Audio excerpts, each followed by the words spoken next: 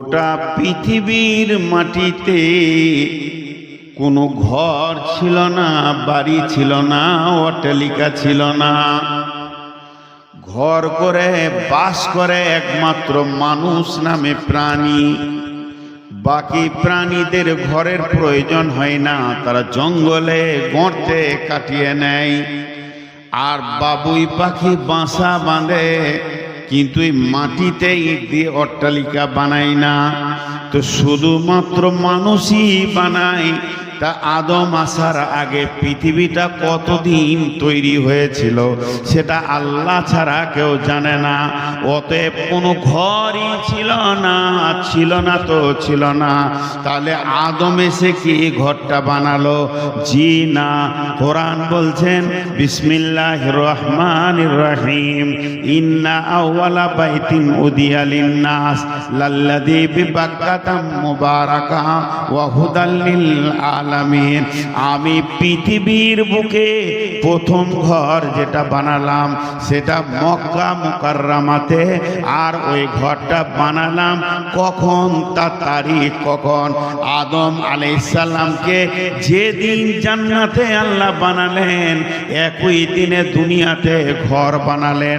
আর একটা ইতিহাস বলছে না, আদম আলাইহিস সালামকে যেদিন বানানো হয় তার 2500 বছর পূর্বে আল্লাহ তার ঘরটা কাবা শরীফটা মক্কাতে বানালেন। কে করে বানালেন? আল্লাহ তাবারাক ওয়া তাআলা ওখানে ফেরেশতা পাঠিয়ে দিলেন এবং বললেন তোমরা পৃথিবী নামে গ্রহে চলে যাও। সেখানে মক্কা নামে একটা জায়গা আছে, হুদুদে হারামের ভিতরে 72,000 পাহাড় আছে। এতটা এরিয়া জুড়ে 72,000 পাহাড় আছে, ছোট বড়। সেই পাহাড়ের মধ্যখানে আল্লাহ তাবারাক ওয়া তাআলা তার কুদরতি ছায়া দিয়ে দিলেন আসমান থেকে এবং ফেরেশতাদেরকে বললেন আমার এই ছায়া বরাবর তোমরা একটা ঘর বানাও। আল্লাহ এমন একজন খালিক যাকে স্যাম্পল লাগে না, বিনা স্যাম্পলে বানাতে পারে। বাকি পৃথিবীতে যত বড়ই পণ্ডিত হোক না কেন, ওকে স্যাম্পল দিতে হবে, স্যাম্পল দিতে হবে। তো আজ এই যে ফেরেশতারা ঘরটা বানালেন, কেমন করে বানালেন? এরকম দেওয়াল দিয়ে উঁচু করে জানালা দরজা তাক যেমন একটা ঘরকে বানানো হয়, জি না, এরকম বানাতে পারেনি। তারা কি করলো? কিছু পাথর কিছু বালু এনে যে জায়গাতে আল্লাহ ছায়া দিয়েছেন ওই জায়গায় গোল করে দিয়ে, লম্বা করে দিয়ে, যাই হোক উঁচা করে দিয়ে, দুটা খাট গাছ কেটে চাপিয়ে দিয়ে ওর উপরে কিছু দিয়ে দিল, ওটা ঘর হয়ে গেল। চারিদিকে পাহাড় আর ওটা গর্তের মাঝে, একবার বৃষ্টি হলো ধুয়ে চলে গেল। এরকম মাল বানালো, পাথর কটা আছে খালি। এর নাম কাবা। কাবা কাবা কেন? ওই জায়গাটার নাম কাবা রাখা হলো কেন? কোরআনে এসেছে কাবা কিরকম? বিসমিল্লাহির রহমানির রহিম, ইয়া আইয়ুহাল্লাযীনা আমানু ইযা কুনতুম ইলাস সালাতি ফাগসিলু উজুহাকুম ওয়া আইদিয়াকুম ইলাল মারাফিকি ওয়ামসাউ বিরুসিকুম ওয়া আরজুলুকুম ইলাল কাবাইন। হে ঈমানদার, তোমরা যখন নামাজের দিকে যাবে তো উজু করো। যে কোরআন উজুর ফরজ 4টা বলে দিলে। মুখটাকে ধুয়ে লাও, হাতটাকে এই পর্যন্ত ধো, আর মাথাটা মাসা করো, আর পা দুটা কাবাইন। কাবা মানে উঁচু, যে পায়ের যে হাড়টা আছে গোড়ালি হাড়, ওই হাড়টাকে কাবা বলে। কাবাইন মানে দুটা পায়ের দুটো হাড়, ওই পর্যন্ত ধো। তাহলে উঁচা হাড়টা, আমার পায়ের উঁচা হাড়টা হলো কাবাইন, তাহলে মক্কার উঁচা জায়গা ওই রকম একটা বানিয়ে দিয়েছিল, তাই ওর নাম কাবা। কাবা হয়ে গেল। আজকে কত ঘর আছে? ঘর শেষ করা যাবে না, আজকে ঘরের শেষ নাই। জি, ঘর আর ঘর। তাহলে মসজিদ কার ঘর? আল্লাহর ঘর। বিশ্বনবী মসজিদের ফজিলত বর্ণনা করছেন। বিসমিল্লাহির রহমানির রহিম। মান বানা লিল্লাহি মসজিদান বানাল্লাহু লাহু বাইতান ফিল জান্নাহ। এই পৃথিবীতে যে একটা মসজিদ বানাবে, আল্লাহ তাবারাক ওয়া তাআলা তার জান্নাতে অট্টালিকা বানাবে। মুসলিমদের ভিতরে এমন একটা ব্যক্তি নাই যে এটা জানে না। এটা আমি নতুন হাদিস আপনাদের কাছে আজকে বলিনি। বাচ্চা ছেলে, মহিলা যে মাদ্রাসায় গেছে সেও জানে, যে মাদ্রাসায় যায়নি সেও জানে। এই হাদিসটা এত বর্ণনা হয়, এত বর্ণনা হয়, এত বক্তব্য দেয়, এত বক্তব্য দেয় যে মানুষের মুখে এটা মুখস্থ হয়ে গেছে যে পৃথিবীতে একটা মসজিদ বানাবে, আল্লাহ তার জান্নাতে ঘর বানাবে। তাহলে মসজিদ কত দামি জায়গা, মসজিদ কত দামি জায়গা। আমি একটা ছোট্ট মতো উদাহরণ দিচ্ছি আপনাদেরকে, মন দিবেন, একটু ধ্যান দিবেন একটু। এই গ্রামে টোটোতে লালগোলা থেকে 8টা লোক এলো। 8টা লোক আসার পর আপনাদের ওই গেট করেছেন, ওখানে টোটো থেকে নামলো সব বাইরের মেহমান। একজন এর বাড়ি গেল, ওর বাড়ি গেল, ওর বাড়ি গেল, ওর বাড়ি গেল, সব বাড়ি বাড়ি চলে গেল। একজন ডাক্তারের বাড়ি গেল, একজন মাস্টারের বাড়ি গেল, একজন গেল মৌলানা সাহেবের বাড়ি, আর একজন গেল আর কারো বাড়ি। যে যার বাড়ি গেল সে তার মেহমান। কিন্তু মসজিদে এসে একজন ঢুকলো, তাহলে সে কার মেহমান? আল্লাহর মেহমান। আমি এটা কোনো হাদিস কোরআন বলছি না, যুক্তি দিচ্ছি, উদাহরণ। এবার মসজিদে এসে চুপ করে বসলো, এ হলো আল্লাহর মেহমান। আপনার বাড়িতে যদি একটা মেহমান আসে, চলবেন, ফিরবেন, ঘুরবেন, কাজ করবেন, আর আপনার নজরটা আপনার মেহমানের দিকে পড়বে বারবার। আল্লাহর ঘরে যে বসবে সে আল্লাহর মেহমান, আল্লাহর নজরটা তার দিকে বারবার পড়বে। আমার মেহমান আমার ঘরে আছে। আল্লাহর একটা নজরের মূল্য কত? একটা নজরের মূল্য আজ পৃথিবীতে বুঝে আসবে না, কঠিন কিয়ামতের দিনে। এর জন্য আল্লাহ তাবারাক ওয়া তাআলা বেঈমানদের দিকে তাকাবেন না এবং তাদের সঙ্গে কথা বলবেন না, আর তাদের সঙ্গে তাদেরকে পবিত্র করবেন না। কারণটা কি? আল্লাহর নজর যদি একবার হাসরের মাঠে পড়ে যায়, তাহলে তার বিচার করার দরকার হবে না। বেঈমান, কাফের, মুশরিক, মুনাফিক সব জান্নাতে চলে যাবে, আর কোনো বিচারের দরকার হবে না। আল্লাহ রহমতের নজরে তাকায়। আমরা চামড়ার চোখে দেখি, চর্বির মাধ্যম দিয়ে। আল্লাহ রহমতের নজরে দেখেন, ওই রহমতের নজরটা বারবার বারবার পড়বে। এবার একটা লোক হয়তো মসজিদে গেল, তেলাওয়াত করলো, আলাদা নেকি হলো, নামাজ পড়লো, আলাদা নেকি হলো, জিকির করছে, আলাদা নেকি হচ্ছে। যদি কিছু না করে, লোকটা শুধু বসে মসজিদে বসে থাকে চুপ করে, যতক্ষণ বসে থাকবে অতক্ষণ আল্লাহ রহমতের নজর তার দিকে পড়বে, তার গুনাহ মাফ হবে, একদিকে নেকি লেখা হবে। আল্লাহ তাবারাক ওয়া তাআলা ওই ঘরটা এত সুন্দর বানিয়েছেন, এর নাম দিয়েছেন মসজিদ। মসজিদ আল্লাহর ঘর। আর মসজিদ পবিত্র জায়গা পৃথিবীর ভিতরে, কিন্তু আমরা মসজিদকে চিনি না। এখন আপনাদেরকে একটা কথা জিজ্ঞেস করব, মসজিদের দিকে আপনি পা ফেলে ফেলে যাবেন। মানুষ মসজিদে গিয়ে উজু করে, এটা বোকামি করে।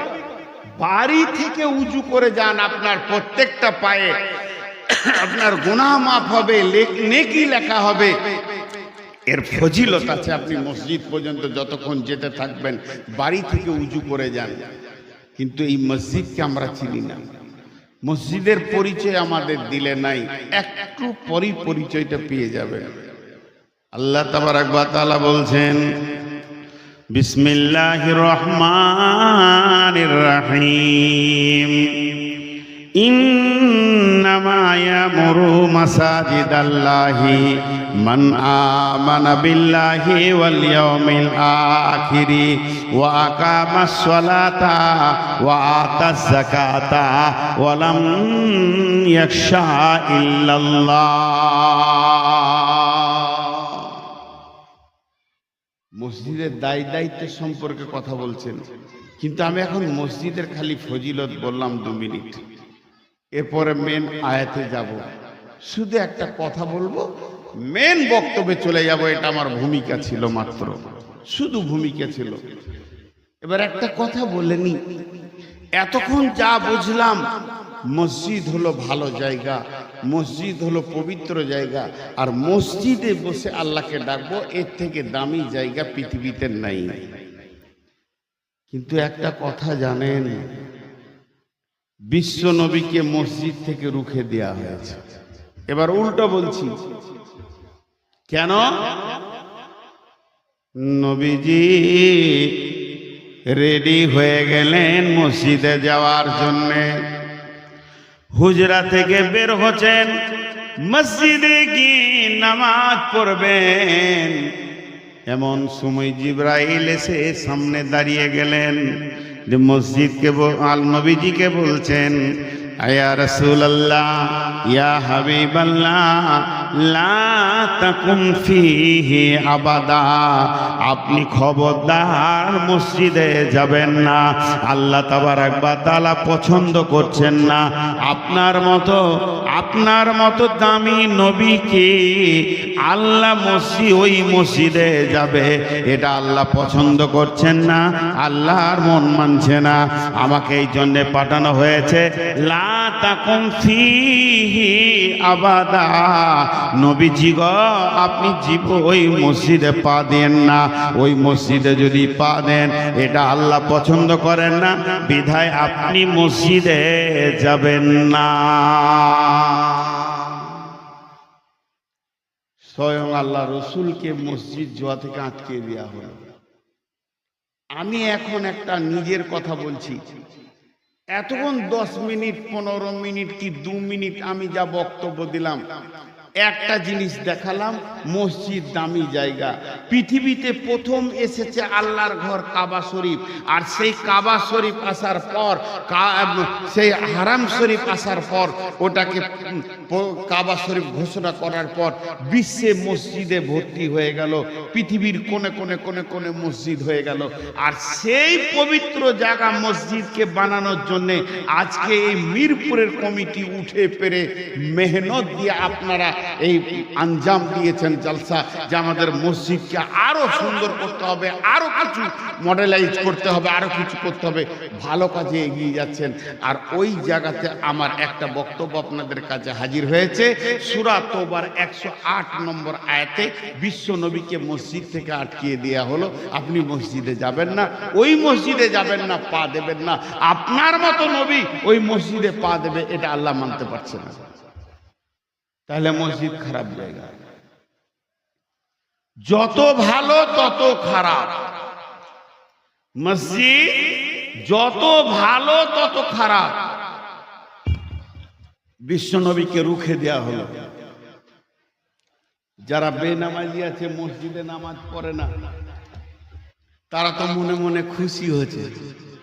ঠিকই বলেছে, এতদিন শালা একটা খুঁজে পাওয়া যায়নি রে। হ্যাঁ, সূরা তওবার 108 নম্বর আয়াত মুখস্থ করেলেন, আপনাদের সুযোগ করে দিলাম। এটা তো ভালো কথা, ঠিকই বলেছে মৌলভী সাহেব। খালি যত মৌলভী দুনিয়াতে আসছে আর বলছে নামাজ পড়ো নামাজ পড়ো নামাজ পড়ো, এই ভ্যার ভ্যার করে একটাই কথা বলে যেছে। আর এইটা ঠিক বলেছে, রসুলকে যখন মসজিদ যেতে দেওয়া হয়নি, তা আমাদেরও ছুটি হয়ে গেল। মা বোনদেরকে একটা ছুটি দিয়ে দিই, মা বোনরা কান করে শুনেন। বিশ্বনবীর 11টা 13টা 9টা মতান্তরে বিবি ছিলেন। তার মধ্যে একটা এমন বিবি ছিলেন যে কোনো সতীনের মুখ দেখেনি। উনি যতদিন বেঁচে ছিলেন বিশ্ব নবী দ্বিতীয় বিয়ে করেননি। সেই বিবিটার নাম হলো আম্মা জান খাদিজা, উম্মুল মুমিনিন আম্মা জান খাদিজা, যিনি বিশ্ব নবীকে গারে হিরাতে প্রতিদিনের খাবার দিয়ে আসতেন। ওই মেয়েটি কত দামি, প্রতিদিন রসুলকে খাবার দিয়ে আসতেন। শুধু তাই নয়, পৃথিবীতে সর্বপ্রথম যিনি ঈমান এনেছিলেন আল্লাহ রসুলের কাছে, তিনি হলেন আম্মা জান খাদিজা। শুধু মেয়েটা এইটুকু ডিগ্রি নয়, ওই মেয়েটার আরো ডিগ্রি আছে। তিনি তৌরাতের পণ্ডিত ছিলেন, তৌরাতের হাফিজা ছিলেন। শুধু এই মাত্র নয়, বিশ্ব নবীর কাছে যখন আম্মা জান খাদিজা খাবার নিয়ে গেলেন, নবীজি বললেন, খাদিজা রে, তোমাকে স্বয়ং আল্লাহ সালাম পাঠিয়েছেন এবং জিবরাইলও তোমাকে সালাম দিয়েছেন। যাকে আল্লাহ তাবারাক ওয়া তাআলা এত ভালোবাসেন, আল্লাহ সালাম দিয়েছেন, জিবরাইল সালাম দিয়েছেন। তাহলে ওই মেয়েটির নাম খাদিজা। ওই মেয়েটা আরো কত দামি।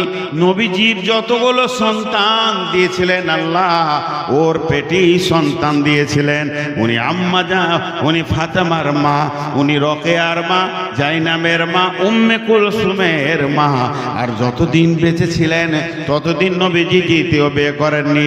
আম্মা জান আয়েশা বলছেন, বিশ্ব নবী মতের আগে পর্যন্ত খাদিজাকে কোনোদিন ভুলেননি। যখন তখন আমাদের কাছে গল্প করতেন খাদিজার। এর নাম হলো খাদিজা, এটা হলো এত দামি মহিলা আল্লাহর কাছে। অতএব ওই খাদিজা জীবনেও এক ওয়াক্ত নামাজ পড়েনি। এতক্ষণ ওর ভালো গুণ বর্ণনা করলাম, শেষকালে একটা খারাপ কথা বলে দিলাম, জীবনে এক ওয়াক্ত নামাজ পড়েনি। দুটা দলিল দিলাম। একবার স্টেজে বসে দলিল দিছি, রসুলের বিবি যাকে আল্লাহ সালাম দিয়েছেন, সেই বিবিটা এক ওয়াক্ত নামাজ পড়েনি, একদিন লয়, এক ওয়াক্ত নামাজ পড়েনি। আর এদিকে আল্লাহ রসুলকে মসজিদ থেকে আটকানো হচ্ছে। এটা কোরআনের দলিল আর এটা হাদিসের দলিল। মা বোনেরা যারা নামাজ পড়ে না বলছে, ওই লেগেই তো আমরা পড়ি না। রাস্তা কত সুন্দর পেয়ে গেল জি। কারণ এই দুটো জিনিস আপনাদের কাছে উলঝান থেকে গেল, দোদল্য অবস্থায় থেকে গেল।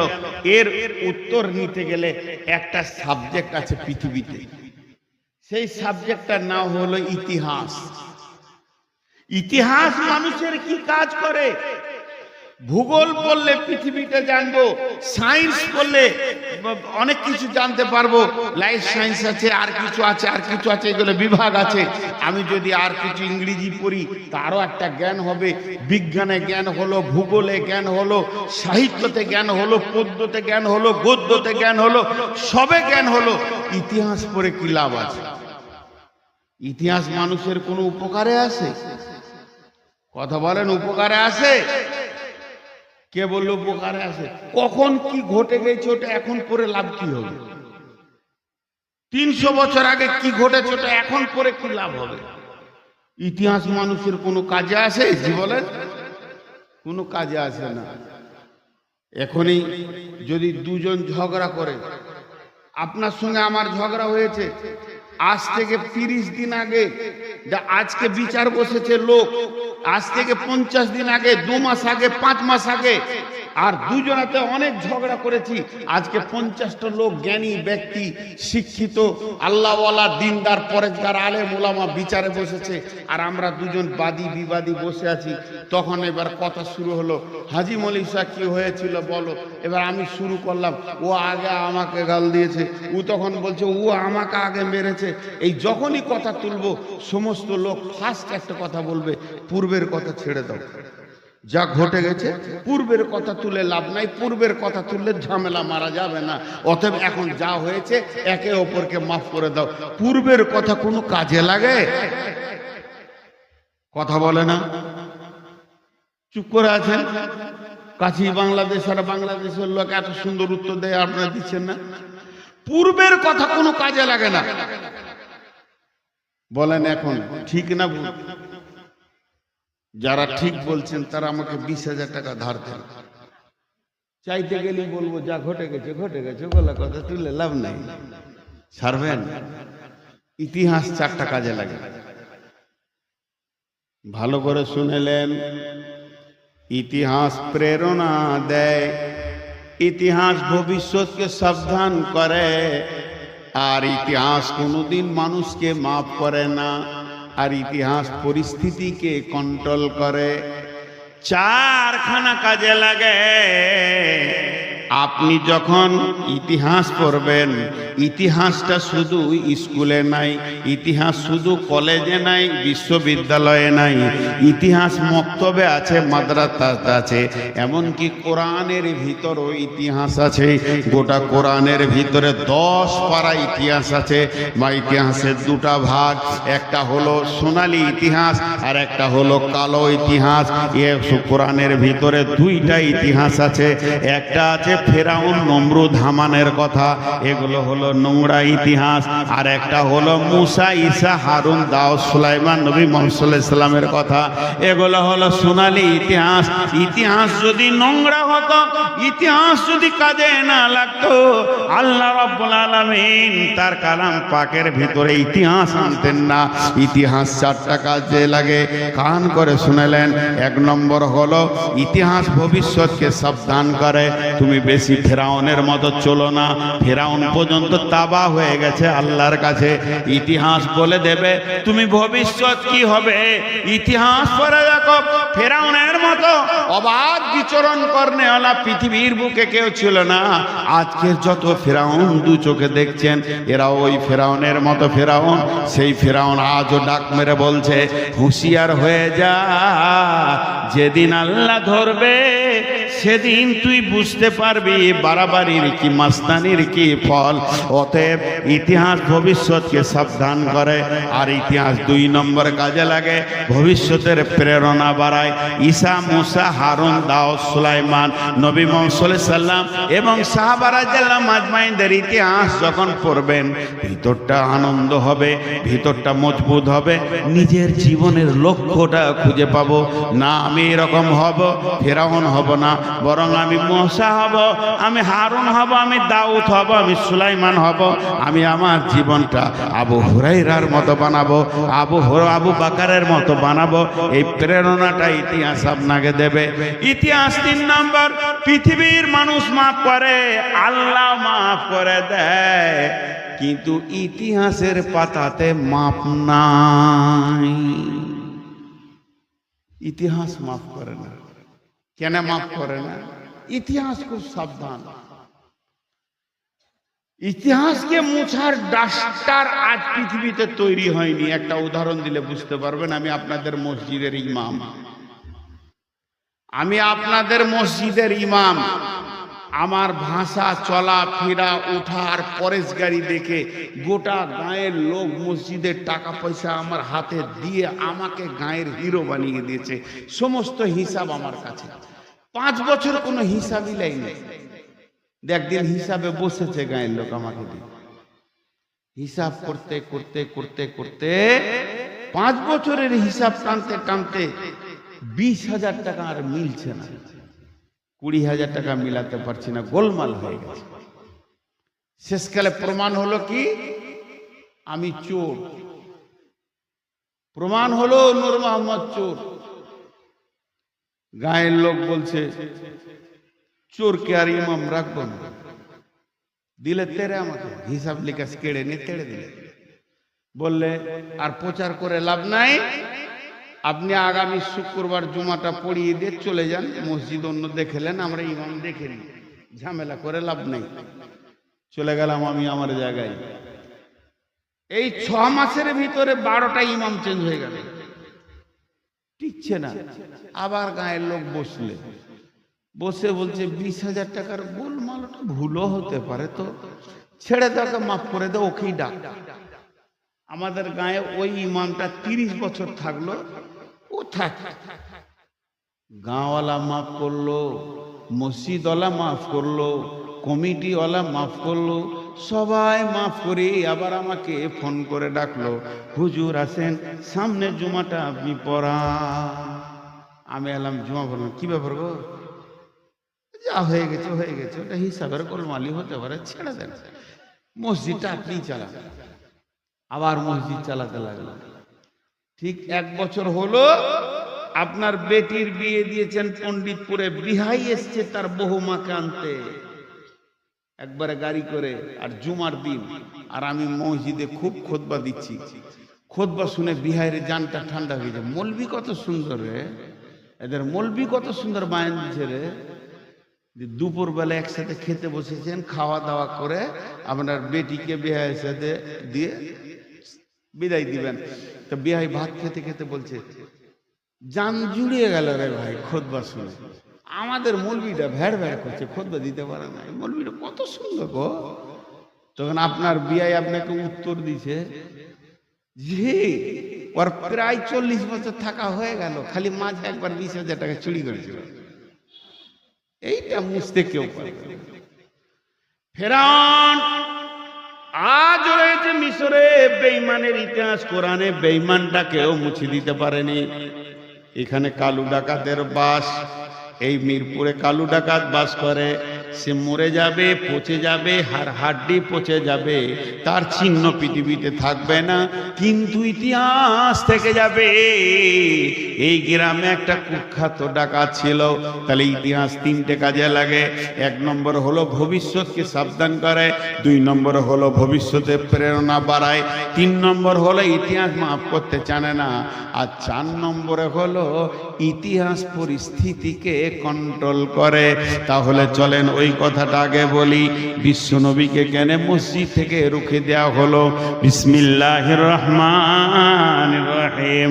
ওয়াল্লাযীনা ইত্তাখাযু মাসজিদান জিরারা ওয়া কুফরা তাফরীকাম বাইনাল মুমিনি ওয়া ইউমলিম বাইনাল মুমিনি ওয়া ইরসাদাল লিমান হারাবাল্লাহা ওয়া রাসূলাহু মিন ক্বাবলু ওয়া লা ইয়াহলিফুন্না ইন আরাদনা আলাল হুসনা ওয়াল্লাহু ইয়াশহাদু ইন্নাহুম লাকাযিবুন।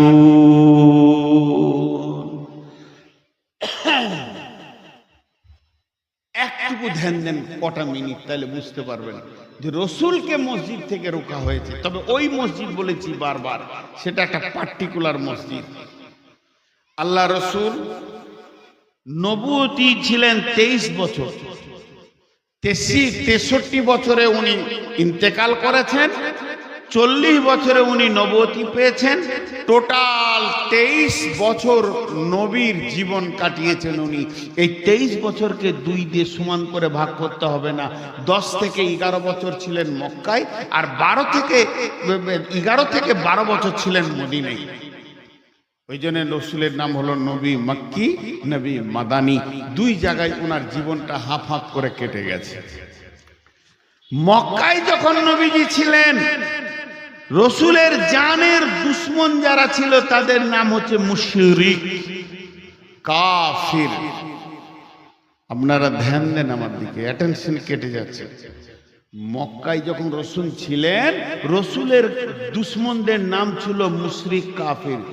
কিন্তু যখন মদিনায় চলে গেলেন, তখন কাফের মুশরিকরা ছিল, কিন্তু অনেক দূরে পড়ে গেল।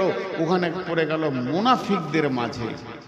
মুনাফিকরা ছিল ওখানে, উবাই ইবনে খালফ, আব্দুল্লাহ ইবনে উবাই ইবনে সুলুল, এরা ছিল ওখানকার মুনাফিক। রসুলকে কষ্ট দিতেন। আর মুনাফিক খুব খাতারনাক জিনিস। মুনাফিক জাহান্নামের নিচে থাকবে, দারকিল আসফাল। মুনাফিক থাকবে জাহান্নামের একবারে নিচে। মুনাফিককে দিয়ে জাহান্নাম শুরু হবে। আল্লাহ তাবারক ওয়া তাআলা মুনাফিককে কত কত ঘৃণার নজরে দেখেন। কিন্তু ঘটনাটা কি ঘটলো? বিশ্বনবী যখন মদিনায় গিয়ে পৌঁছালেন, বিশ্বনবী মদিনায় পৌঁছানোর পর মদিনাওয়ালা নবীজিকে পেয়ে অত্যন্ত খুশি হয়ে গেলেন এত খুশি গোটা মদিনাবাসী বিশ্ব নবীকে ছাড়া কিছুই জানে না, তাদের সমস্ত কাজ নবীকে দিয়ে করেন।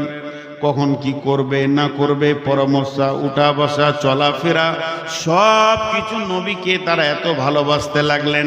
তখন মুনাফিকদের কলিজা জ্বলতে লাগলো, হায় রে কোথা থেকে উড়ে এলো আর এত সম্মান পেয়ে গেল, আমাদেরকে কেউ পৌঁছে না, আমাদেরকে কেউ সম্মান করে না।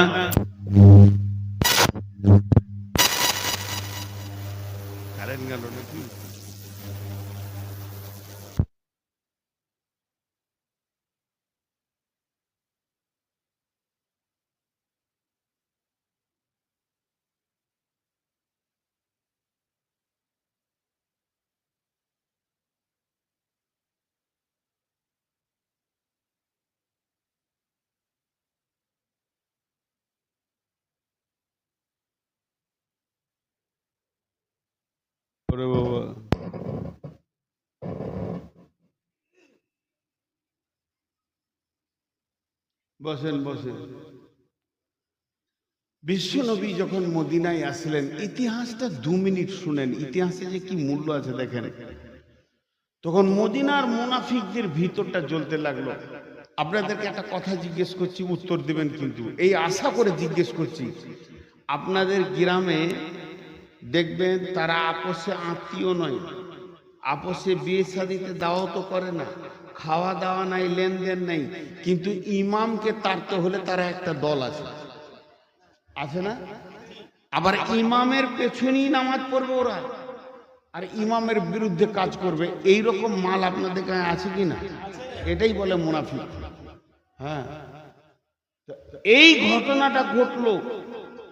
তো আল্লাহ রসুলের কাছে তারা চলাফেরা করছে, কথা বলছে, আর এর ভিতরে ওরা ঢুকে আছে। তার কারণে একটা কথা শুনেলেন, কাফের হলো আপনার সরাসরি দুশ্মন, মুশরিক হলো আপনার সামনাসামনি দুশ্মন, আর মুনাফিক হলো আপনার বিছানার ভিতরে, কম্বলের ভিতরে দুশ্মন। এটা বোঝা খুব মুশকিল। বিশ্ব নবীর মতো ট্যালেন্ট ব্রেন, বিশ্ব নবীর মতো বিচক্ষণ ব্যক্তিকে আল্লাহ তাবারক ওয়া তাআলা আসমান থেকে একবারে মুনাফিকের লিস্ট পাঠিয়ে চিনিয়ে দিয়েছিল কে কে কে কে কে কে মুনাফিক। একজন মুফাসসিরিন এরকম বলছেন, এখনকার মুমিনের নামাজের যত না ধৈর্য আছে, রসুলের যুগে মুনাফিকদের নামাজের আরো ধৈর্য বেশি ছিল।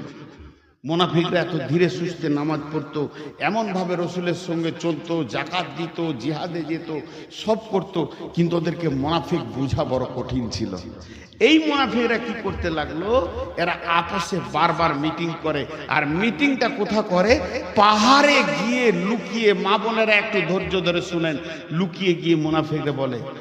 এবার মুনাফিকরা কেমন মিটিং করছে? একজন বলছে, মক্কা থেকে এসে সব সম্মান নিবে, আমরা কিছু নিব না। তো আরেকজন বলছে, আমার মনে হচ্ছে কেটে ফেলে দিই। আরেকজন বলছে, এখনই ওর মাথা কেটে ফেলে দে। তো ওর মধ্যে যে মুরব্বী ছিল, উবাই ইবনে সুলুল, উবাই ইবনে খালফ, যার ব্যাপারে আল্লাহ তাবারক ওয়া তাআলা কোরআনে আয়াত নাজিল করেছে, হে নবী তুমি যদি ওর জন্য 70 বারো মাফ চাও তো আমি ওকে মাফ করব না, সেই ব্যক্তিটা তখন ঠান্ডা মিজাজে বলছে, শোন, বাড়াবাড়ি করবি না, ধীর ভাবে কাজ কর, না থাকবে বাঁশ, না বাজবে বাঁশুরি। তাহলে কি করতে হবে? 2 জন মক্কা যা। মক্কা কেন যাব? যা তোরা মক্কা, কাজ হয়ে যাবে, নবী মোহাম্মদকে মারা কষ্ট হবে না, যা তোরা মক্কা। বলে মক্কা ও যে পাড়ার বাড়ি, যে টোলাতে ও থাকে, যে জায়গায় ও বাস করে, ওখান থেকে খবর নিয়ে আই যে ওর দুশ্মন আছে কিনা। মিটিং হয়ে গেল, 2 জন মক্কা চলে গেল। মক্কাতে গিয়ে ঘুরতে ঘুরতে আল্লাহ রসুলের যেটা পাড়া, কাবার পাশে যে জায়গায় উনি বাস করতেন, ওই এলাকার লোককে আবু জেহেলের মতো যাদের, আবু জাহেলের মতো যাদের মিজাজ, ওদেরকে জিজ্ঞেস করছে, হাগো নবী মোহাম্মদকে তোমরা চিনো?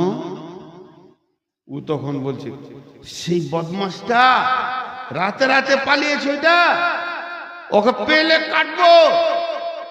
তখন এর কলিজাটা বড় হচ্ছে, হ্যাঁ ওর দুশ্মন মক্কায় আছে। আবার ও চলে গেল মদিনায়। মদিনায় যাওয়ার পর মুনাফিকটিকে এক জায়গায় করলো, এক জায়গায় করে আবার মিটিং শুরু হলো। যাদেরকে পাঠানো হয়েছিল প্রশ্ন করা হলো, বলো তোমাদের খবর কি? ওরা বলল, আমরা মক্কা থেকে জেনে আসলাম সেখানে তার দুশ্মনে ভর্তি হয়ে রয়েছে, তাকে যখনই পাবে কেটে ফেলে দেবে। তারা যেন এত আগ্রহী রয়েছে, রাত্রে গোপনে গোপনে মদিনা চলে এসছে। তখন মুনাফিকদের দিলটা বড় হয়ে গেল। বড় হয়ে যাওয়ার পর ওরা আলোচনা করলো, এবার কি করা যায়? আমরা এখানে মুনাফিককে কার বাড়িতে রাখবো বলো? যার বাড়িতে রাখা যাবে।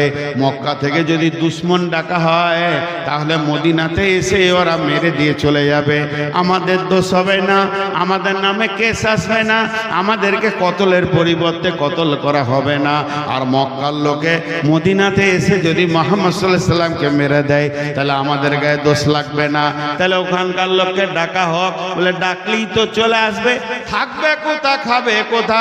যার বাড়িতে তুমি রাখবে তাকেই তো ধরে শাস্তি দেবে। কারণ নবী মুহাম্মদ বর্তমানে মদিনাতে এতটা প্রভাবিত হয়ে গেছে, ওর দিকে সমস্ত লোক প্রকাশ্যে আন্দোলন করা যাবে না। যদি করতে যাও এমন মার দেবে চাটনিতে তোমরা ঝুটবে না।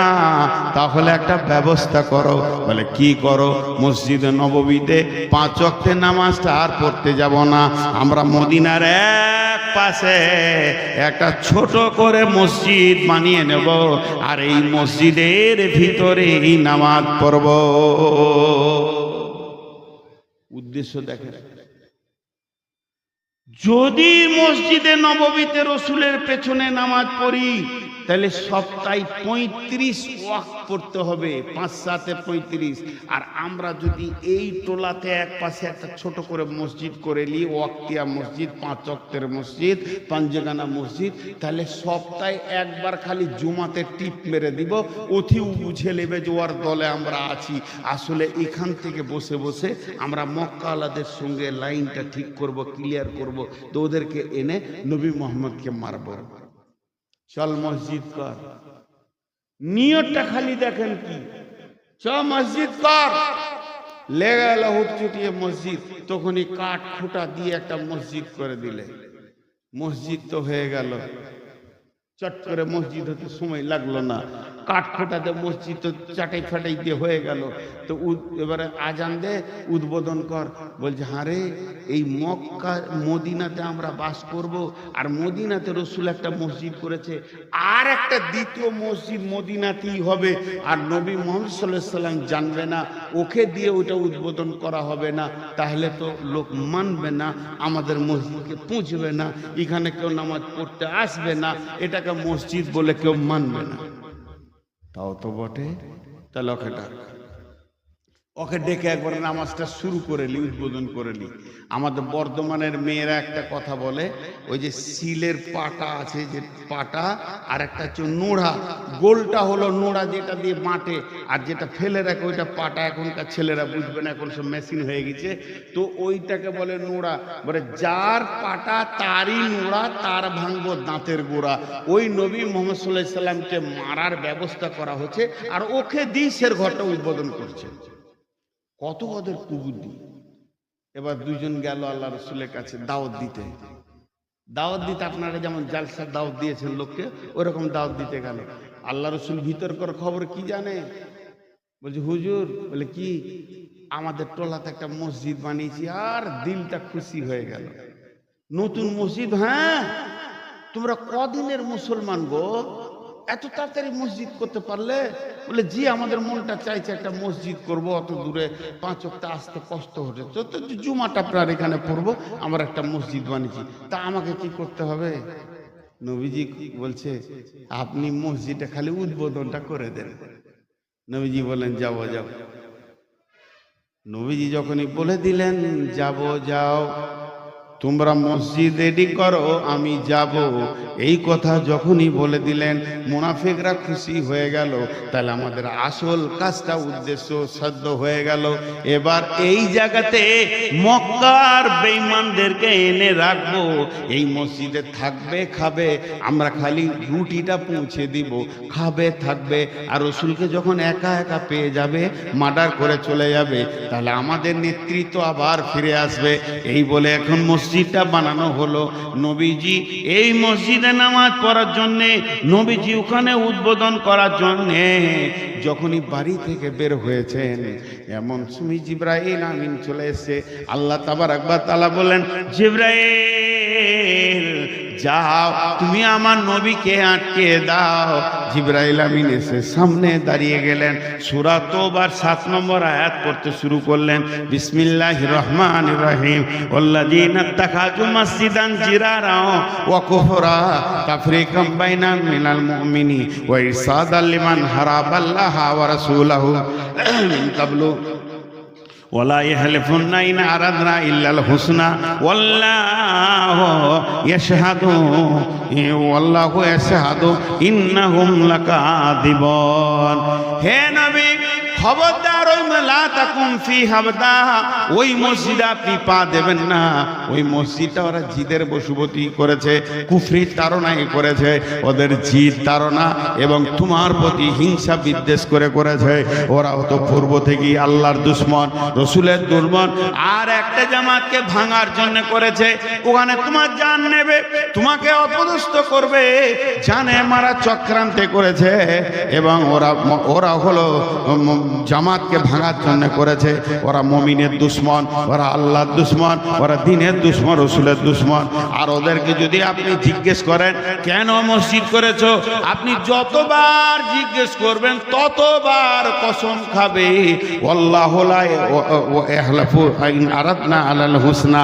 ওরা কসম করে বলবে, আল্লাহর কসম বলছি ভালো কাজ করেছি, মসজিদ করেছি। আল্লাহর কসম করে বলছি ভালো কাজ করেছি, মসজিদ করেছি। কিন্তু আল্লাহ সাক্ষী দিচ্ছে, এটা কোনো মানুষের সাক্ষী দেয়নি, এটা ফেরেশতাতে সাক্ষী দেয়নি, স্বয়ং আল্লাহ দিচ্ছে। আল্লাহু ইয়াশহাদু ইন্নাহুম লাকাযিবুন। ওরা মিথ্যুক, ওরা মিথ্যুক, ওরা মিথ্যুক। খবরদার এই মসজিদ আপনি পা দেবেন না। এই মসজিদগুলো থেকে মুমিনরা বাঁচবে। প্রথম যখন বলেছিলাম রসুলকে মসজিদ থেকে আটকে দেওয়া হয়েছে, তখন আপনাদের মনে অনেক প্রশ্ন আসতে পারে, নবীজিকে মসজিদে পা দিতে দেয়নি। এখন ইতিহাস খুলে গেল, ওই মসজিদটা মসজিদ নয়, বরং মুনাফিকরা নাম দিয়েছিল মসজিদ। ওই মসজিদটা ছিল রসুলকে মারার চক্রান্ত। এই জন্য আল্লাহ ওখানে পা দিতে মানা করলেন। জিদের বশবর্তী হয়ে কুফরির তাড়নায় যদি আজও মসজিদ বানানো হয় তো কবুল হবে না। এই মসজিদ চলছে, হঠাৎ ঝগড়া হলো। একটা মসজিদে দুটো মুমিনের ঝগড়া হওয়াটা খারাপ নয়, হতেই পারে, হতেই পারে।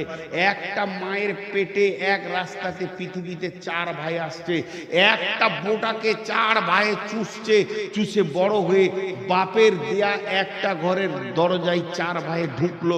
প্রাইমারি স্কুল ছিল, কলেজ ছিল, হাই স্কুল ছিল, মাদ্রাসা, মক্তব, মসজিদ, যত জোয়াশা করেছে, ছোট প্রাইমারি থেকে ঘর, জোয়াশা, ঢোকা বার হওয়া, হাই স্কুল, কলেজ, ভার্সিটি। আর যেই বিয়ে হয়ে গেল, বাপের একটা দরজা 4টা দরজা পরিণত হলো। মায়ের একটা পেটের ভাই 4 জনাতে লাঠালাঠি চলছে। আর একটা মসজিদে গ্রামের 300 মায়ের ছেলে একসঙ্গে নামাজ পড়ছে। ঝগড়া হওয়াটা স্বাভাবিক, এটা অন্য কিছু নয়। কিন্তু ঝগড়া হয়ে জিদ করে দ্বিতীয় মসজিদ করা যাবে না, এটাই আল্লাহ ওই আয়াতে বলছে। তুমি জিদ করে দিতে মসজিদ করতে পারো না। জি, আমি একটা মৌলানার এর আগেও বলেছি, আমার ইউটিউবেও পাবেন বক্তব্যে, যে একটা মসজিদের ঘটনা, রসুলের জামানার ঘটনা আপনাদের সামনে শোনাচ্ছি। কিন্তু ঘটনাটা হচ্ছে, যদি আপনারা আমাকে জিজ্ঞেস করেন যে এটা কোথা আছে, বুখারীতে, মুসলিমে, আবু দাউদে, তিরমিজিতে, আমি এখনো পাইনি। ক্লিয়ার বলছি, আমি পাইনি। আমি যতটা পড়েছি পাইনি। এবং আপনারা যদি পেয়ে থাকেন তা আমাকে দিলে আমি খুশি হব। ঘটনাটা শোনাই। তাহলে আমি ঘটনাটা পেলাম কোথা? আমি পড়লাম না তো পেলাম কোথা? ভাইয়া, আমিও আপনাদের মতো শ্রোতা, আমি সব দিন বক্তা নই। আমার গ্রামের পাশের গ্রামে জালসা হচ্ছিল মসজিদের, আমি শুনতে গেছিলাম। একজন বয়স্ক আলেম বললেন, আমি সেই ঘটনাটা কপিটা আপনাদেরকে শোনাচ্ছি। যদি কারো হাতে বই এসে থাকে, এই ঘটনাটা পেয়ে থাকেন, তো আমাকে জানিয়ে দেবেন যে কোন জায়গায় আছে। আমি হাদিস শুনতে পাইনি। সেটা ঘটনা কি? যে একটা মসজিদ, মসজিদে নববী, মসজিদে নববী যেটা মেন গেট, আপনাদের মসজিদে একটা মেন গেট আছে, গেটের সামনেই রাস্তা। মসজিদে নববীর মেন গেটের সামনে একজন একটা সাহাবী খুঁটা গেড়ে দিলেন। খুঁটা গেড়ে দিয়ে আমাদের দিকে সময় থাকলে কি করি? বাড়িতে কাজ আছে, বাগানে কাজ আছে, মাঠে কাজ আছে, ব্যবসার কাজ আছে, মানুষ ব্যস্ত থাকে। আর একটুকু কাজ থেকে ফাঁকা পেলে কি করি? বাগানে বসে সময় কাটাই, চায়ের দোকানে বসে সময় কাটাই, না হলে কোনো জায়গায় আড্ডা দিই নাই, তাস খেলি নাই, জুয়া খেলি নাই, লুডো খেলি নাই, দাবা খেলি, এই বলে আমরা সময় কাটাই। কিন্তু সাহাবীদের কি অবস্থা ছিল? ওরা যতক্ষণ ব্যস্ত থাকতো, সময় পেলে মসজিদে এসে চুপ করে বসে থাকতো। তো উনি মসজিদে যাই, দুরিকার নামাজ পড়ে আসি, এখন একটু সময় রয়েছে, কোনো কাজ নাই, মসজিদে নামাজ পড়তে এসে একটা খুঁটাকে গেড়ে দিয়েছে। এইরকম ধরেন একটা খুঁটাকে মসজিদের গেটের মাঝিলে একটা পাশাপাশি কোন একটা জায়গায় গেড়ে দিয়ে ও দুরিকার নামাজ পড়ছে, সুন্নত নফল নামাজ পড়ছে, আল্লাহর কাছে দোয়া করবে। এখন কোনো নামাজের টাইম নেই, ওয়াক্তে নেই, তো মসজিদে বসে একটু দুরকার নামাজ টামাজ পড়ি। ও নামাজ পড়ছে, তখন আরেকজন মসজিদ ঢুকছে উজু করে। মসজিদ ঢুকছে তো আর মুখ বন্ধ নেই, বকতে বকতে ঢুকছে। মসজিদের দোয়াটা পড়ে নিলে আল্লাহ বলছে, কোন বোকারে এখানে খুঁটা গেড়েছে, ওকে হুঁশ নেই, খ্যান নেই, দেখতো যত মাঠা মুঠা মদিনাতেই বাস করে না গেড়ে, এখানে কেন খুঁটা গাড়বে? ও তুই নামাজে বসে বসে আত্মাহিত করছে আর ও শুনে নিয়েছে খুঁটা খুঁটা করছে কেন? তাহলে আমার খুঁটাটাই বোঝু। তুই সালাম ফিরে বাইরে এসে দেখি খুঁটা নাই, ছুঁড়ে ফেলে দিয়েছে। ওটাকে তুলে ওই দূরে ছুঁড়ে দিয়েছে, যে ও আবার নফল নামাজ ধরেছে। তখন ওর পিছে যে বসে আছে, সালাম ফির তারপরে দেখছি খুঁটা খুঁটা তো তুই করছিলি, তা আমার খুঁটা তো নাই। ও আমরা ভালো মানুষ, ও জানে যে আমি ভালো কাজ করেছি, খুঁটা তো তুলে দিয়েছি, যে নামাজ পড়ে সালাম ফিরছে। প্রথমে শুরু হচ্ছে 1 ভোল্টেজ দিয়ে, বাড়তে বাড়তে 100-তে উঠে যাবে। প্রথমে জিজ্ঞেস করছে, ভাই খুঁটাটা তুমি তুলেছ? কত সুন্দর করে বলছে। ও তখন বলছে, তুমি গেড়েছ, তুই তুললি কেন, তুই গালি কেন? এবার তুই হলো, এবার চিল্লাইতে লেগে, তোকে কে তুলতে বলেছে? মসজিদে যখনই চিল্লাইতে শুরু করেছে, বিশ্বনবী ছিলেন হুজরাতে, দেখছে কে চিল্লাইছে রে মসজিদে? দুটোই তো আমার মাল, দুটোই মুসলমান, দুটোই সাহাবী, মসজিদে চিল্লাইছে কেন? আস্তে আস্তে, এই তোমরা ঠিক করো। আল্লাহ রসুলকে একবার বললেই যথেষ্ট ছিল। আল্লাহ রসুল এমন একজন, সাহাবীদেরকে যে কথা একবার বলতেন যত, এই চুপ করো, দুজনে চুপ হয়ে গেছে। কি হলো, কি হয়েছে তোমাদের বলো? এই জামানা যদি হতো, নিজেরটা কেউ বলতো না, ক্রস করতো, ও একটা বলতো, ও একটা বলতো, ও খুঁটা গেড়েছে, ও তখন বলতো ও তুলেছে। কিন্তু সাহাবীরা কত সাদা জীবন। একজন বলল, ইয়া রাসূলুল্লাহ, আমি একটা খুঁটা গেড়েছিলাম। ইয়া রাসূলুল্লাহ, মসজিদের দরজার পাশাপাশি আমি একটা খুঁটা গেড়েছিলাম। আরেকজন বলে দিল, ইয়া রাসূলুল্লাহ, আমি ওটা তুলে ফেলে দিয়েছি। বলছে, ও তাহলেই তো ঝগড়া লেগে গেছে। ওদের দুজনকে নবীজি বললেন, বসেন। এবার নবীজি বিচারে বসে গেলেন। মসজিদটা হয়ে গেল আদালত, নবীজি হয়ে গেলেন জজ। সাহাবী দুজন বাদী বিবাদী রয়েছে, বাকি সাহাবীরা রয়েছেন, আসহাবে সুফফার রয়েছেন, সব বসে রয়েছেন। বিচার শুরু হয়ে গেল মসজিদের ভিতরে। এবার মসজিদে খুঁটা গাড়নেওয়ালা আর খুঁটা তুলনেওয়ালা, খুঁটা তুলনেওয়ালাকে আল্লাহ রসুল বললেন, তুমি খুঁটাটা কেন তুলে দিলে? তোমার মনের কথাটা বলো, বলো তোমার নিয়তটা বলো। ইন্নামাল আমালু বিন্নিয়াত, কোন নিয়তে তুমি খুঁটাটা তুললে? তখন উঠে দাঁড়ালো অপরাধীর মতো, আমাকেই প্রথমে ধরেছে।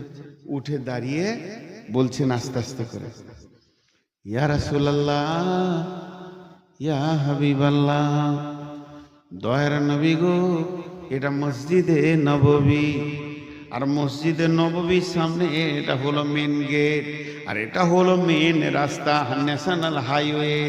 আর এই রাস্তার ধারে আশেপাশে মসজিদের গেটের সামনে যদি খোঁটা থাকে, মসজিদটা দেখে নোংরা লাগবে, মসজিদটাকে খারাপ লাগবে। আর আপনি বলেছেন মসজিদকে পরিষ্কার পরিচ্ছন্ন রাখতে, আমি ওই খোঁটাটা দেখে খারাপ লাগছিল তাই তুলে দিয়েছি। সর্বোপরি যখন ভিড় হবে, গ্যাদারিং হবে, কাকে টক্কর লেগে যাবে, কে যেন খোঁটাতে পড়ে যাবে, বিপদ হয়ে যাবে, আমি এই নিয়তে আল্লাহকে রাজি করার জন্য খোঁটা তুলে ফেলে দিয়েছি। কেন মসজিদের দরজায় খোঁটা থাকবে? আপনারা একবার বিচার করেন তো, ও ঠিক করেছে না ভুল করেছে? বলেন। ঠিক করেছে তো তিনজন বলছেন কেন? আপনাদের মুখ খুলতে অসুবিধা আছে ভাই আমার, বলেন ঠিক করেছে না ভুল করেছে? ঠিক করেছে। এবার ওকে আল্লাহ রাসূল বলেন বসো, বসে গেল। এবার বলে খোঁটা কে গেড়েছো? বলি ইয়া রাসূলুল্লাহ আমি গেড়েছি। বলে দাঁড়াও, তুমি কেন খোঁটা গাড়লে? মসজিদের মেন গেটের সামনে খোঁটা গাড়া কোন বোকামি কাজ? গেটের মধ্যখানে না হলেও আশেপাশে যদি হয়, তুমি কেন খোঁটা গাড়লে? একবার বলো তোমার দিলের নিয়তটা। উনি বললেন ইয়া রাসূলুল্লাহ এটা হলো মদিনা মানওয়ারা, এই মদিনা মানওয়ারা থেকে উত্তরে হলো শাম আর সিরিয়া, আর মদিনা মানওয়ারা থেকে দক্ষিণে হলো মক্কা মুকাররমা। মক্কার লোকেরা শামে ব্যবসা করতে যায়, আবার মাল নিয়ে মক্কায় ফিরে, আবার শামের লোকেরা মক্কায় যায় ব্যবসা করতে, আবার মাল নিয়ে তারা শামে ফিরে যায়। তাদের চলার রাস্তা হলো মদিনার ভিতর দিয়ে, এই মদিনাটা হলো তাদের মেন রাস্তা, এই রাস্তায় তারা চলাফেরা করে। আর তারা উট আর গাধা বোঝাই করে মাল নিয়ে যাওয়া আসা করে।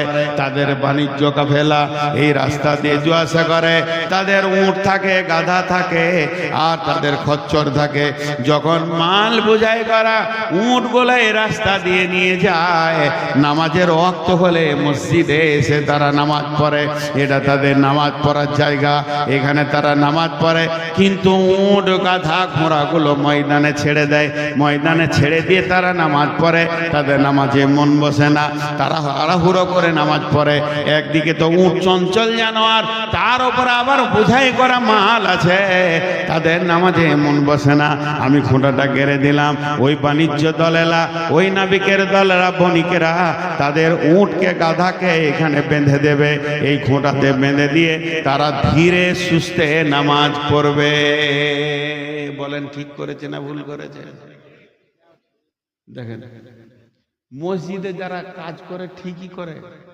কিছু লোক আছে মসজিদের ফ্যানটা জুড়ে দিয়ে নামাজ পড়ছে, আর একজন এসে বন্ধ করে দিলে নিয়তটা জিজ্ঞেস করেন, তুই কেন ফ্যান চালিয়ে নামাজ পড়ছি রে? বেলা 10টা, এখন তো জোহর আসর নাই, এলাম দুরিকাত নফল পড়ছি, ফ্যানটা চললে মনে ধীরে সুস্থ আল্লাহকে ডাকতে পাবো। ঠিকই আছে, তুই কেন বন্ধ করলি? মসজিদের বিল যাওয়ার ছেলে, ইয়ারও নিয়ে ঠিক আছে, তো দুজনেই ঠিক আছে, ঝগড়া করার কিছুই নেই। আল্লাহ রাসূল এবার বিচারের ফায়সালা টানছে, ও খোঁটা কারণেওয়ালা আর খোঁটা তুলনেওয়ালা, তোমাদের নিয়তের কারণে তোমরা দুজনই জান্নাতি। আরে ভাই, মসজিদে ঝগড়া হতে পারে কিন্তু মসজিদ আলাদা হবে না। এই জন্য ওই মসজিদে পা দিতে দেওয়া হয়নি, কারণ ওটা মসজিদ ছিল না, ওটা মসজিদে জেরার ছিল। ভারতবর্ষে কয়েকটা মসজিদ ভাঙা হলো, আবার কয়েকটা ভাঙবে, যা করবে করবে, কিন্তু স্বয়ং আরবের বুকে সেই মসজিদটাকে ভেঙে পায়খানা বানিয়েছে। এখন কেন বানাবে না? স্বয়ং রসুলকে মার্ডার করার ফুন্ডি আটা হয়েছিল। ওই জন্যে মসজিদ বানানো যত ভালো তত খারাপ। ঝগড়া করলে নতুন মসজিদ বানানো যাবে না।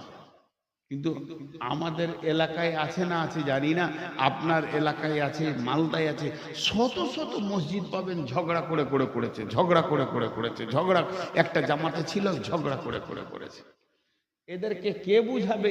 এদেরকে কে সলিউশন দেবে? এবার চলেন, আল্লাহ তাবারাক ওয়া তাআলা বলছেন, বিসমিল্লাহির রহমানির রহিম, ইন্নামা ইয়ামুরু মাসাজিদাল্লাহি মান আমানা বিল্লাহি ওয়াল ইয়াউমিল আখিরি ওয়া আকামাস সালাতা ওয়া আতাজ যাকাতা ওয়া লাম ইয়াখশা ইল্লাল্লাহ ফাসা উলাইকা আইয়াকুনু মিনাল মুহতাদিন। মা বোনেরা অপেক্ষা করছে, কিসের অপেক্ষা? রসুলের বিবি খাদিজা নামাজ পড়েনি। জি, একটু আগে আমি বলেছি, উত্তর দিয়ে দিয়েছি, কিন্তু কেউ বুঝতে পারেনি। খাদিজা কোনো সতীন দেখেছে? দেখেনি। সতীন দেখেনি। তাহলে খাদিজা আগে মরেছে তবেই তো আল্লাহ রসুল আয়েশাকে বিয়ে করেছে না? খাদিজা ছিল তখন আয়েশা ছিল? কথাটা বুঝেন। খাদিজা মরেছে, তারপরে তো আয়েশা রসুলের সাথে বিয়ে হয়েছে। আর নামাজটা এসেছে কখন? আয়েশার সঙ্গে রসুল শুয়েছিলেন। আর মেরাজের রাত্রিতে সুবহানাল্লাযী আসরা বিআবদিহি লাইলাম মিনাল মসজিদিল হারামি ইলাল মসজিদে আকসাল্লাযী বারাকনা হাওলাহু লিনুরিয়াহু মিন আয়াতিনা ইন্নাহু হুয়াস সামিউল বাসীর। আল্লাহ রসুল যখন গেলেন মেরাজে, মেরাজ থেকে এলেন, তখন 5 ওয়াক্তের নামাজ এসেছে, আসেনি? তাহলে খাদিজা যতদিন বেঁচে ছিলেন অতদিন 5 ওয়াক্তের নামাজটা চালুই হয়নি। কথাটা বোঝাতে পারলাম? উনি মরার পর চালু হয়েছে।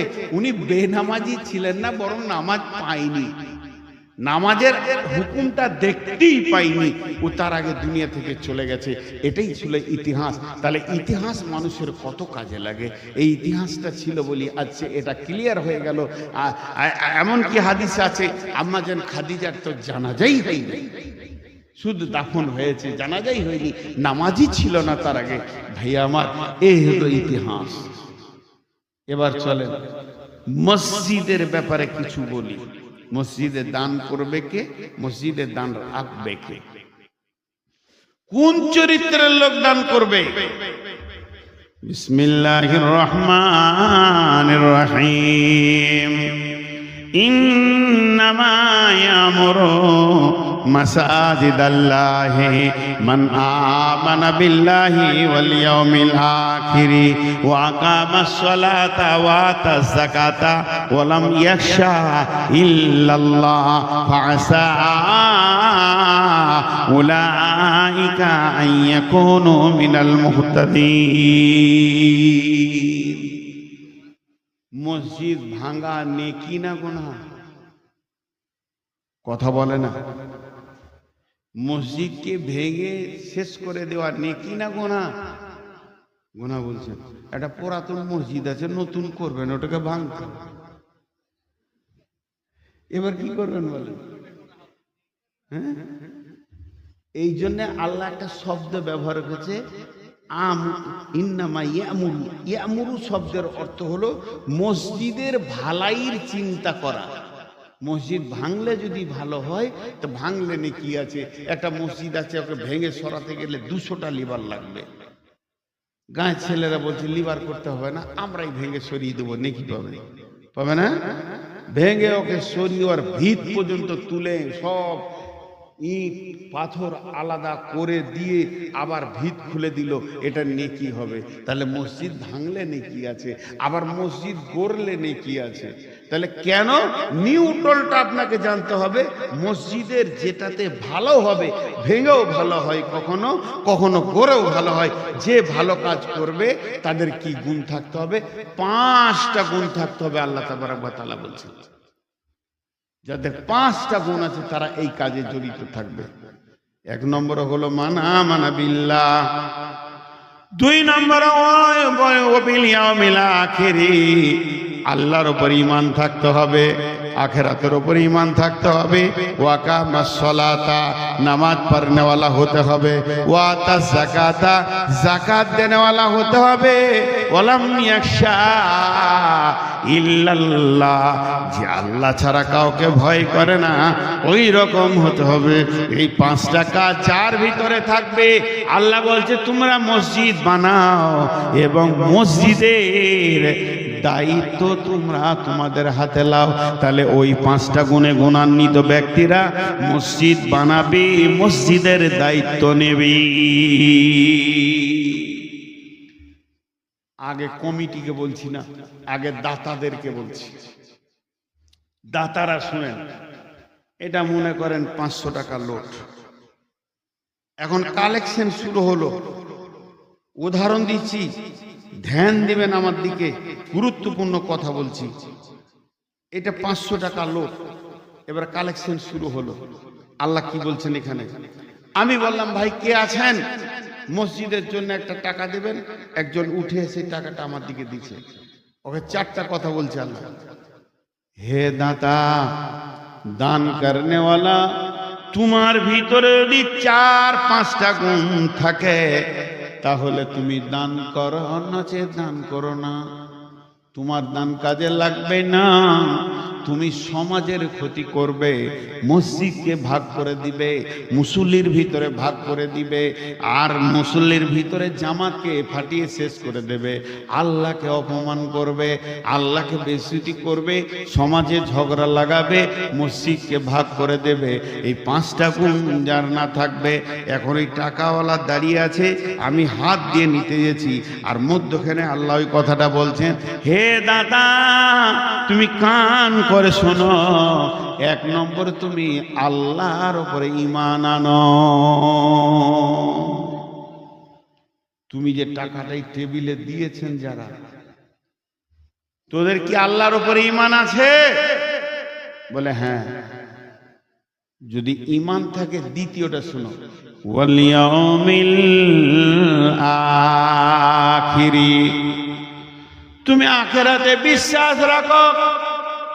এই 2টি কাজ যদি তুমি করো তাহলে জেনে নাও আর মসজিদে ঝামেলা হবে না, ঝামেলা লাগাবে না। তবেই তুমি টাকাটা এখানে রাখো। ওয়াকামাস সালাতা, তুমি নামাজ পড়ো। যদি তুমি ধনী হও তো যাকাত দাও। আল্লাহ ছাড়া কাউকে ভয় করিও না। জি, আমি নিজে একটা কথা বলছি, ব্যক্তিগত ব্যাপার, একটু ধ্যান দেন। আমাকে দিয়ে আল্লাহ 3টে বড় বড় মসজিদ নিয়েছে। একটা মসজিদ প্রায় 1,30,00,000 চলে গেছে। একটা মসজিদ প্রায় 90 লাখের বানিয়েছি, আর একটা 46 থেকে 48 লাখের, ওটা কাজ চলছে এখন। তো এতগুলো যে কাজ হলো, এক ব্যক্তি আমাকে 2টো মসজিদে 35 দুগুণে 70 লক্ষ টাকা দিয়েছে। একজন সে দান করেছে, কেউ 5 লাখ, 7 লাখ, 10 লাখ দিয়েছে। কিন্তু একজন মহিলা, আমি তার নাম বলছি না, ঠিকানা বলছি না, মেয়ে ছেলে, মহিলা, বয়স্ক মানুষ, প্রায় 70 বছর বর্তমান বয়স তার, এখনো বেঁচে আছে, আমাকে 1 কোটি টাকা দিয়েছে। কম বেশি 2-1 লাখ কম, 1 কোটি টাকা দিয়েছে। তো পুরো 1 কোটি টাকার হিসাব একটা কাগজে সুন্দর করে আমি বানিয়েছি। কত কত কত খরচ করলাম, কোন কোন পারপাসে, পুরা খরচাটা নিয়ে তার কাছে আমি হাজির হলাম গত রমজানের আগের রমজানে। উনি বসে আছেন ওনার বাড়ির সোফাতে। আমি গেলাম না, আমি গিয়ে বলছি যে একবার হিসাবটা চোখ বোলালে ভালো হতো, ধ্যান দিবেন। এখানে কিন্তু দামি কথা বলছি, এখানে অনেক জ্ঞানের উৎস লুকিয়ে আছে। আমি বললাম একবার হিসাবটা দেখলে ভালো হতো। উনি কোম্পানি মানুষ, মহিলা কোম্পানির সভাপতি, ওনার স্বামী হচ্ছে কোম্পানির সেক্রেটারি, ছেলে প্রেসিডেন্ট, বিশাল ব্যাপার। একটা মেয়ে 1 কোটি টাকা দিয়েছে মানে তা ভাবতে হবে সে কত টাকার মালিক। তার অ্যাকাউন্টেন্টস আছে, অনেক হিসাব রক্ষক আছে, 15-20টা হিসাব রক্ষক ঘুরে বেড়াচ্ছে। আমরা যাকেই হয় একজনকে ডেকে একবার হিসাবটা দেখেন। এক কথাই উত্তর দিয়েছে আমাকে, কি জানেন? কথাটা শুনলে আপনার আমার মাথাটা ঘুরে যাবে। টাকা আমি আপনাকে দিইনি, যার কাছে দিয়েছি তার কাছে হিসাব বুঝে নেব, আপনি তাকে বুঝিয়ে দেন। টাকা আমি দিয়েছি আল্লাহকে, আমি আল্লাহর সঙ্গে বুঝবো, আর টাকাটা আল্লাহর, আল্লাহর সঙ্গে আপনি বুঝে নেন। হিসাব দেখলই না। আমি বললাম যে এত বড় একবার দেখলে হতো। বলে না, তোমার এখন কত লাগবে বলো? বলে 20 লাখ টাকা লাগবে। সঙ্গে সঙ্গে 20 লাখ টাকা দিয়ে দিল। বল তুমি বাড়ি যাও, তুমি ব্যাংকে আমি তোমার নাম্বারে ভরে দিয়েছি, তুমি পেয়ে যাবে। আমি ফোন করে বলে দিল, যেখানে ওর কাজ চলছে ক্যাশিয়ারকে বললো যে এই নাম্বার তোমাকে হোয়াটসঅ্যাপে পাঠাচ্ছি, এই নাম্বারে 20 লাখ টাকা ভরে দাও। 2 মিনিট ওদের কাছে ঘরেই ভরে দিল। তো ও বলছে আমি দিয়েছি যাকে, তার কাছে আমি বুঝবো, আর তাকে তুমি বুঝিয়ে দাও গা হিসাবটা। এটা চারটিখানি কথা নয় ভাই, ওই কথাটাই আল্লাহ কোরআনে বলছেন, মান আমানা বিল্লাহ। যতজন তোমরা টেবিলে টাকা রেখেছো, টাকাগুলো আল্লাহকে দাও, কমিটিকে দিও না। যদি বিশ্বাস থাকে টাকা তাকে দাও, আর তার নামে দিয়ে দাও, তার নামে টেবিলে ফেলে দাও। উড়ে যাবে, পুড়ে যাবে, ছিঁড়ে যাবে, চলে যাবে, হারিয়ে যাবে। কথার কথা বলছি, কমিটি খেয়ে নেবে, কমিটি ওটাকে নষ্ট করে দেবে, জুয়ো খেলে উড়িয়ে দেবে। আপনার কিঞ্চিত পরিমাণ কমবে না, সঙ্গে সঙ্গে আপনার আমলনামাতে লেখা যাবে 15 জ্যৈষ্ঠী দিবাগত রাত্রিতে তুমি 5000 টাকা মসজিদকে দিয়েছো, এ টাকা কেউ হারাতে পারবে না। ওই জন্য আল্লাহ বলছেন, হে দাতার দল, তুমি যখন দান করবে আল্লাহকে নিয়ত করে করো। আর ওই নিয়তটা কতদিন রাখবে? ওয়াল ইয়াউমিল আখিরি, যতদিন কিয়ামত না হয়েছে অতদিন পর্যন্ত তুমি মুখ বন্ধ করে দাও। তুমি বলতে যেও না কমিটিকে টাকাটা আমার কই, কি করলে, কত খরচা করলে, এত হুঙ্কার দেওয়ার দরকার নাই। আমি আমার অ্যাকাউন্টে জমা করে দিয়েছি, চুপ থেকে যাব। কিয়ামতের দিন আমি আমার রবকে বলবো, মাবুদ তোমার মসজিদে আমার 20 লক্ষ টাকা লেগেছে, তার বদলা আজকে দাও। আল্লাহ তাবারাক ওয়া তাআলা বলছেন, ওই করিদুল্লাহ কারদান হাসানা, আমাকে উত্তম ঋণ দাও, আমি তোমাদের ঋণ পরিশোধ করব। আমি এমন একজন ব্যক্তি, আমার ওয়াদা কোনোদিন ফেল হবে না। অতএব বন্ধুরে, আল্লাহ তাবারাক ওয়া তাআলা বলছেন, আখিরাত পর্যন্ত, কিয়ামত পর্যন্ত খবরদার তুমি মুখ খুলবে না। সেই দিন তোমার টাকা তোমাকে তিলে তিলে তিলে বুঝিয়ে দেওয়া হবে। এরই নাম দাতা। কিন্তু যারা আল্লাহকে দেয় না, তারা 3টে কাজ করে। ভাই আপনাদের 3 জনের কোনো সমস্যা আছে? আপনাদের 3 জনের কোনো সমস্যা আছে বায়ান শোনার ভিতরে? বা আমার কাছে কোনো ত্রুটি পেয়েছেন? আমি জিজ্ঞেস করছি, উত্তর দেন। আমি যতক্ষণ উঠেছি ততক্ষণ 3 জন, কিন্তু 2 জন তো গল্পে লেগেই আছে। আর একটা বক্তার সামনে এরকম গল্প করলে তার ফিলিংসটা কি হয়, এই চেয়ার আপনি একবার বসে দেখেন। আর 20 লক্ষ লোক যদি আমার সামনে থাকে, একজন লড়লে বলে দেব। 23 বছর চলছে, কম মিনিট আপনি গল্প করেছেন বলে দিতে পারবো। আর না বলতে পারি তো আমরা জুতোটা আমার গলায় বেঁধে দেবেন। এটা ঠিক নয় ভাই, এটা অপমান। আমি ভাবছিলাম বলবো না, কিন্তু বাধ্য হলাম বলতে। কালাম পাকের তাফসীর করছি ইনশাআল্লাহ, আল্লাহকে ভরসা করে বলছি, একটুকু বেঈমানি কথা বলিনি। অতএব একটু ধ্যান দিয়ে শুনেন, আল্লাহর কালাম পাককে সম্মান দেন, আমাকে না দেন। আল্লাহ কালাম পাকে, আমি মুসলমান ভাই, আপনি আমারই ভাই, আল্লাহর রাস্তে ধ্যান দিয়ে শুনেন। তো এটা হচ্ছে কোরআনের তাফসীর করছি সূরা তওবা থেকে, এটা 17 নম্বর কি 18 নম্বর আয়াত আছে। তো যাই হোক, তুমি দান করো আল্লাহকে, বুঝে নাও আল্লাহর কাছে। কিন্তু যারা আল্লাহকে দেয় না, তারা কি করবে? এই যে আমার আগে বক্তা ছিল, কোন জায়গা থেকে এসছে, বীরভূমের, বীরভূম, কালেকশন করছে। এই আমাদের আব্দুল হাদির ছেলে আউয়াল আছে, কালেকশন করে, ছন্দ দিয়ে দিয়ে কালেকশন করে। এত টাকা দিল, 10 টাকা দিল, দান করা। ভাই আমি পারি না, আমি করতে পারি না, কিন্তু যারা ছন্দ দিয়ে কালেকশন করে আমি সমর্থন করি। আমি একজন মাদানি কাছে ফতোয়া নিয়েছি, এরকম কালেকশন করা যাবে কি? বলছে হ্যাঁ, কথা যদি অসঙ্গত না হয়, কথাগুলো যদি ভালো হয়, দোয়া হয়, তো করতে পারে। তা ঠিক আছে, তারা কালেকশন করুক, ওই নিয়ে আমি কথা বলছি না। আমি যেটা বলছি এটা খেয়াল করেন। এই 10 টাকা দিল, 15 টাকা দিল, আর ঝরঝর ঝরঝর করে বলে যাচ্ছে, 1 ঘন্টা 1.5 ঘন্টা বলছে, আর 10 টাকা 20 টাকা, 10 টাকা 20 টাকা, 50 টাকা। আরে টেবিলে ঢেরি লেগে গেছে, এতটা উঁচা হয়ে গেছে, ক্যাশিয়ারা গুনছে, গাড়া লাগাচ্ছে, আর বয়েমে ভরছে, ভরতে ভরতে 2-3 বয়েম হয়ে গেছে। পেছন থেকে 2 জন বসে বসে দেখছে, কত টাকা রে, কত টাকা? এবার শহরে সারা রাত ঘুমিয়েছে, রাত জাগার কারণে ফজরে 10টার সময় ঘুম থেকে উঠে ঢুলতে ঢুলতে চায়ের দোকানে গেল। ও যেমন বদমাস, ওর বন্ধুটাও সেরকম বদমাস। যে দুজনা পাশে পাশে বলছে লে এক কাপ চা দে। চা খেতে খেতে বলছে কালকে রাতে জালসায় ছিলি? বলে হ্যাঁ ছিলাম। কালেকশন কেমন হলো?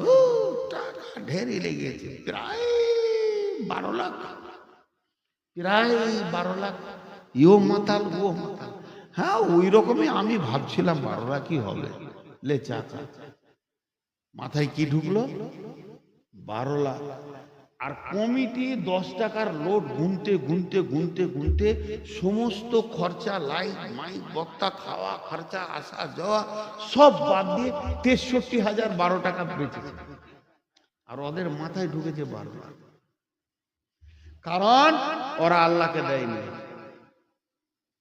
ওরা কমিটিকে এবার ধরবে।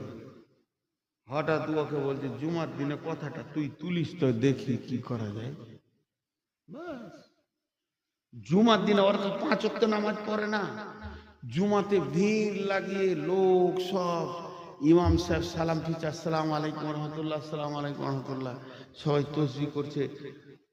জি খুতবাত ইমাম সাহেব আর বলেও দিয়েছে মাঝে একবার, ভাই পারলে আর কিছু সব 10 পিস 5-50 দিয়েন, কোটাতে টাকাটা বেশি করে দেন, ছাড়টা নাইলে হবে না দুতলা। এরই মাঝে উজু জানে না, হাত মুখ দিয়ে ঢুকেছে টয়লেটে, গায়েদের চুপ করে বসে আছে এক কোণে, বিড়ি বিড়ি করে দৌড়ে মাছি কমার কানে বড় ঝুলছে। কি বুঝলেন আপনারা? কিছু বুঝা গেল? ওরই মাঝে দুজন বলছে ঠিকই বলেছিস। ওরা কি করে বুঝলে? ওরা চা খেয়েছিল। এই তো কি হলো? এই কেসের কত হিসাব দিল না কেন? কত হয়েছে? 12-15 লাখ হবে প্রায় 30। এত টাকা কি হলো? মসজিদে ঝগড়া লেগে দুভাগ হয়ে গেল। কারণটা হচ্ছে কি, মসজিদে ঝগড়া লাগায় ওই ব্যক্তিরা যারা দান করে নিজের জন্য, মানুষকে দেখানোর জন্য, আর যে লোকগুলো আল্লাহর জন্য করে দেবে ও মসজিদে ঝগড়া লাগাবে না। এই জন্য আল্লাহ বলছেন তোমরা যত টাকা দেবে আমাকে দাও, কমিটির চেহারার দিকে তোমরা তাকাবে না। ওরা চোর হোক, দাগাবাজ হোক, লুটেরা হোক, টাকা উড়ে যাক পুড়ে যাক, আমাকে দান কর, তোর টাকা মরবে না, টেবিলে ফেলে দিবি, ওই টাকা তোর আমলনামাতে উঠে যাবে, আর এইটা তুই পেয়ে যাবি আখেরাতে। এরা ঝগড়া লাগায় আর আল্লাহকে অপমান করে। আল্লাহর মান সম্মান আছে, তিনি ইজ্জতের মালিক, ওয়ালিল্লাহিল ইজ্জতু ওয়ালি রাসূলি ওয়ালিল মুমিনিন। আল্লাহকে অপমান কেমন করে করে? হাজি ভাই ছোট্ট করে একটা কথা বলছি, আমি লালগোলা বাস স্ট্যান্ডে নেমেছি, আপনি মোটরসাইকেলে আমাকে আগিয়ে আনতে গেছেন, গাড়িতে উঠার আগে বলছেন মৌলানা দুটো মিষ্টি খান। না খাও না, খান খান, খাও না, একটা খান। লালগোলার বিখ্যাত রসগোল্লা খাইছে, বলছে যখন তো সুগার হলো খায়, বড় রসগোল্লা খাই দিয়েছে। কত ভালো ছেলে রে, আমাকে মিষ্টি খাইলে। তাহলে আলেম ওলামা ভালোবাসে খুব। রাস্তায় আস্তে আস্তে যত লোক দেখা হচ্ছে খালি বলছে এটা আমাদের প্রধান বক্তা চলে এসছে, জালসা শুনতে আসবি, রসগোল্লা খেয়েছে। হাজি রসগোল্লা খেয়েছে, দুজনাকে বলা হয়ে গেল। 3 নম্বর মসজিদে ঢোকার আগে মুতল্লি বলছে এটা রসগোল্লা খাইলাম দেখবে। এবার কি মনে হবে বলতো? উজু করতে বসেছি মসজিদে, দুরুকার নামাজ পড়াবো, তো ইমাম সাহেব বলছে মৌলানা থাকলো, আমি বাড়ি যাই, গাড়িটা রেখে আসি, একটা রসগোল্লা খেয়েছে। এবার বমি করতে মন যাবে না? কার খেলাম রে? হ্যাঁ খোয়াইলি তুই আদর করে দেখ, গোটা দুনিয়াতে ফেসবুকে দিবি নাকি তুই এবার? হ্যাঁ কি বিজত। কিছু লোক যদি একটা রসগোল্লা খাইয়ে আমাকে এটা 20 বার বলে আমি যদি সহ্য করতে না পারি, আমাকে যদি লজ্জা লাগে আপনার সামনে, আপনার চোখের সামনে আমাকে লজ্জা লাগে, তাহলে আল্লাহকে কেমন লাগবে?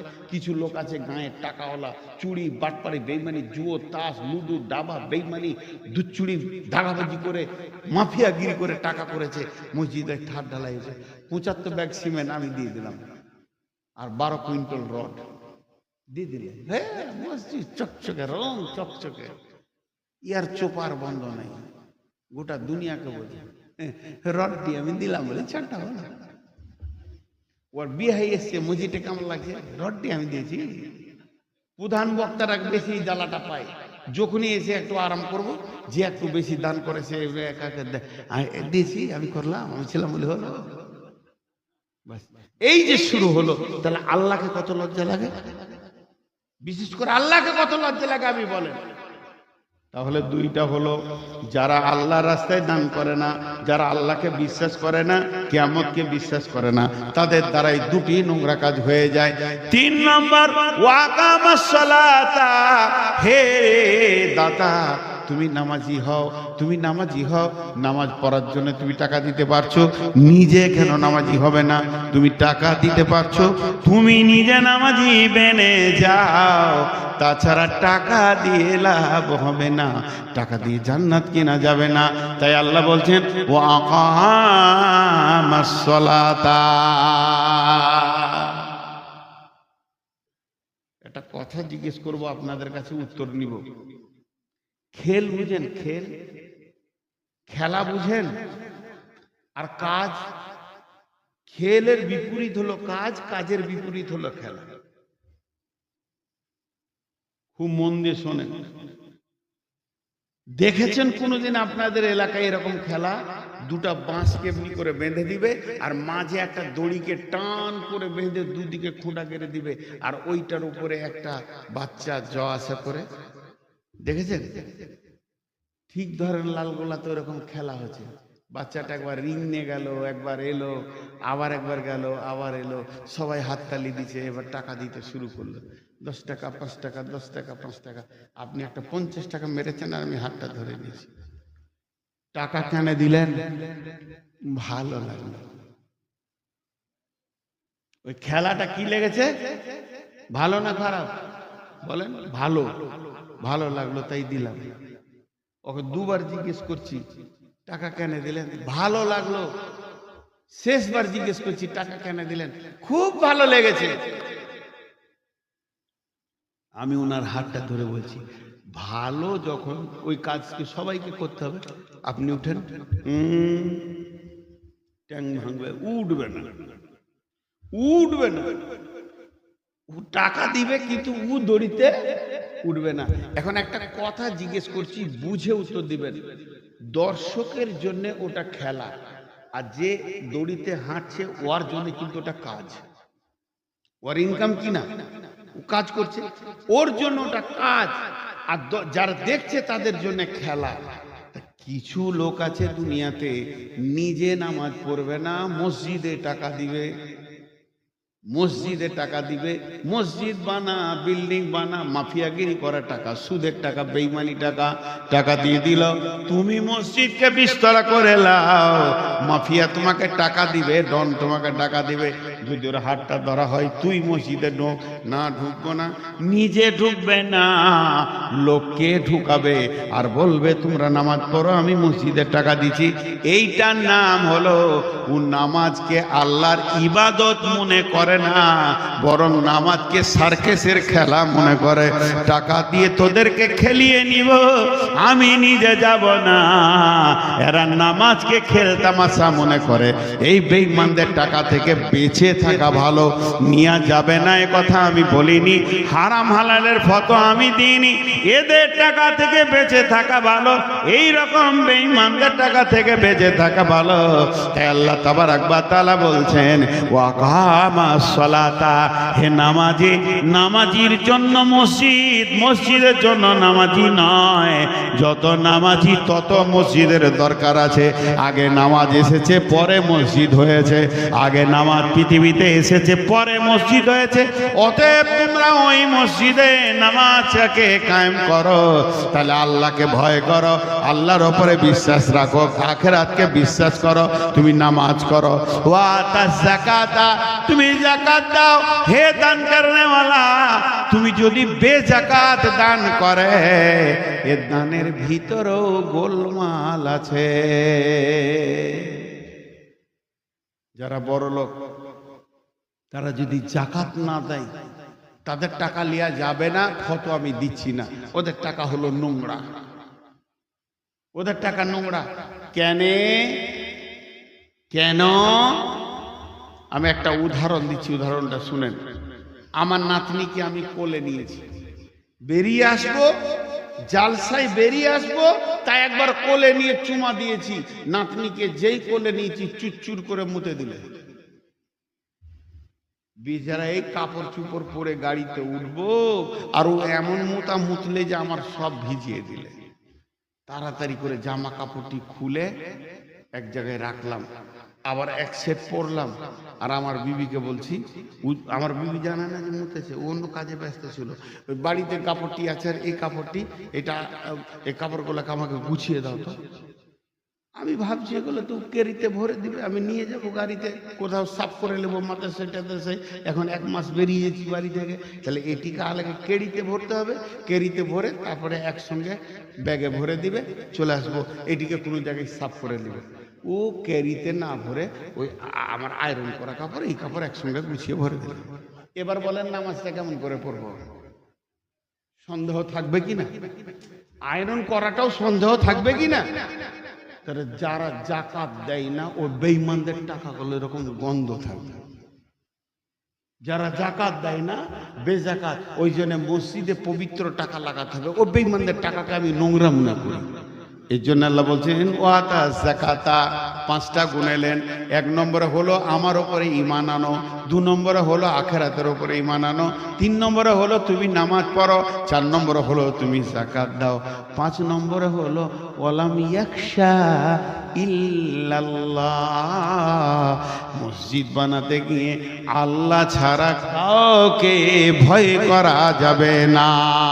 ওয়ালাম ইয়াখশা ইল্লাল্লাহ, আল্লাহ ছাড়া কাউকে ভয় করা যাবে না।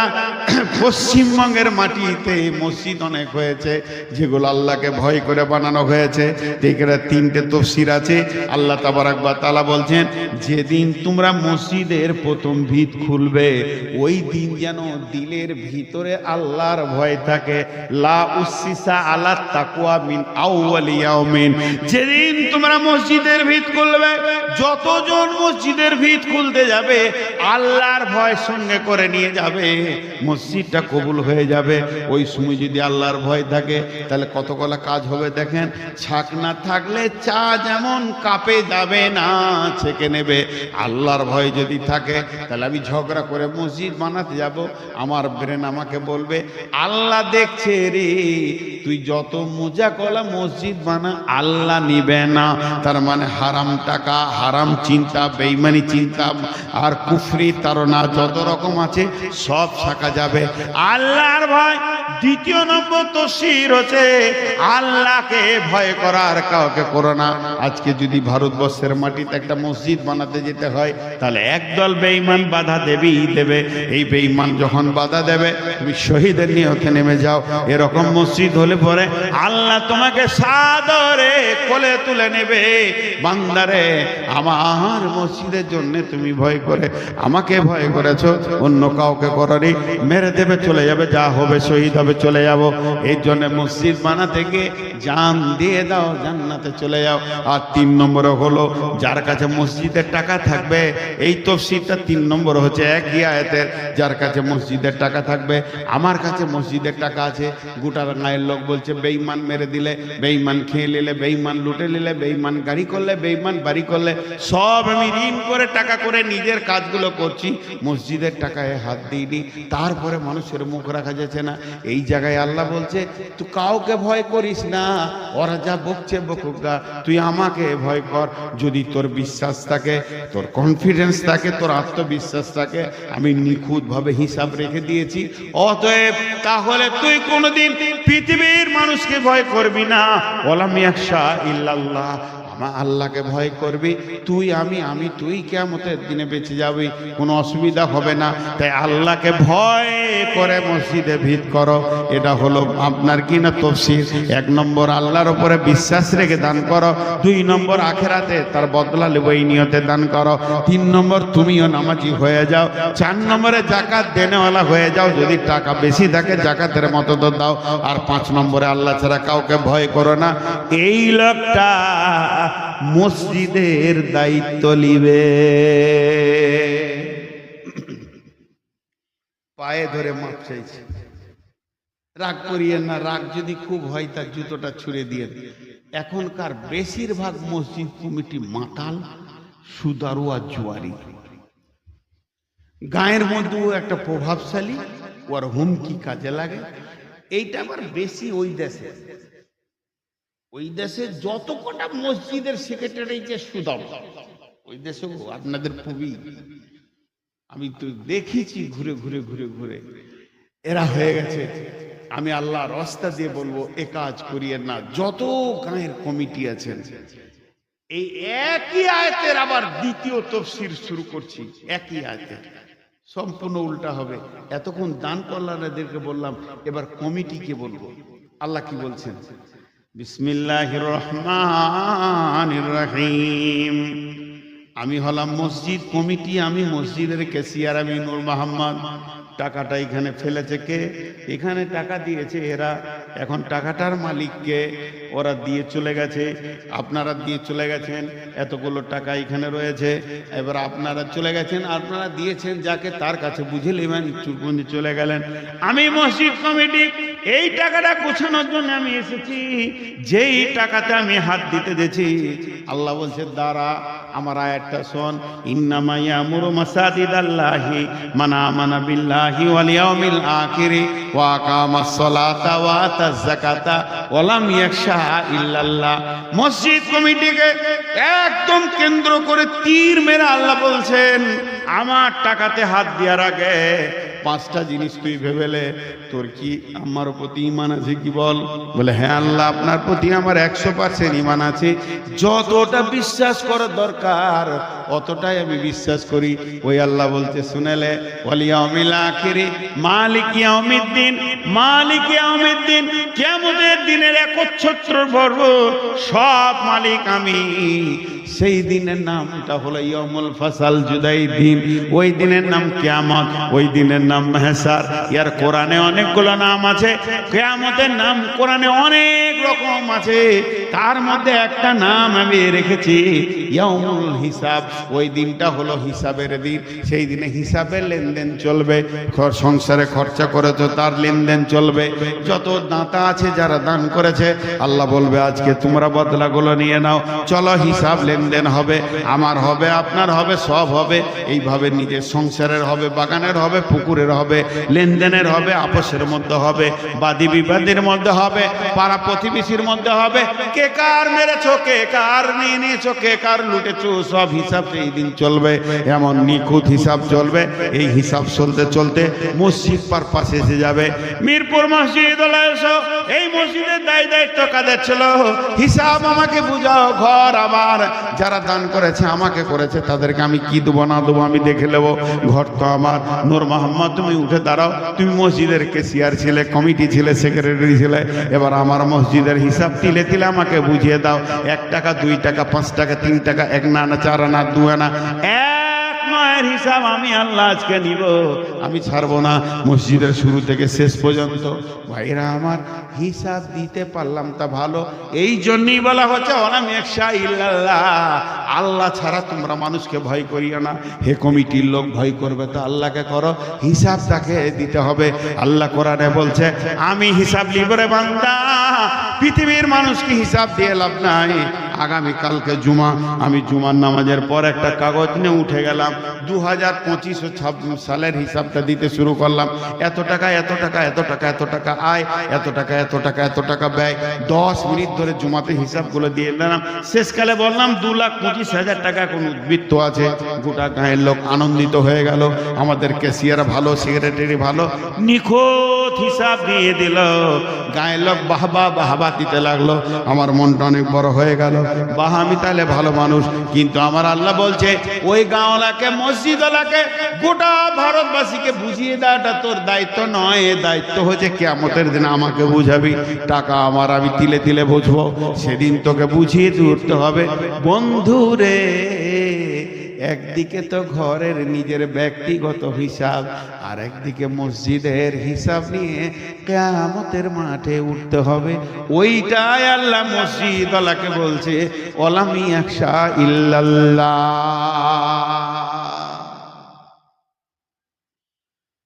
অনেকজনা এখানে বায়ান করছি, মানে আমি সমস্ত দুনিয়ার মসজিদওয়ালাকে বলছি, কোনো পার্টিকুলার একটা কমিটিকে সামনে রেখে বলছি না।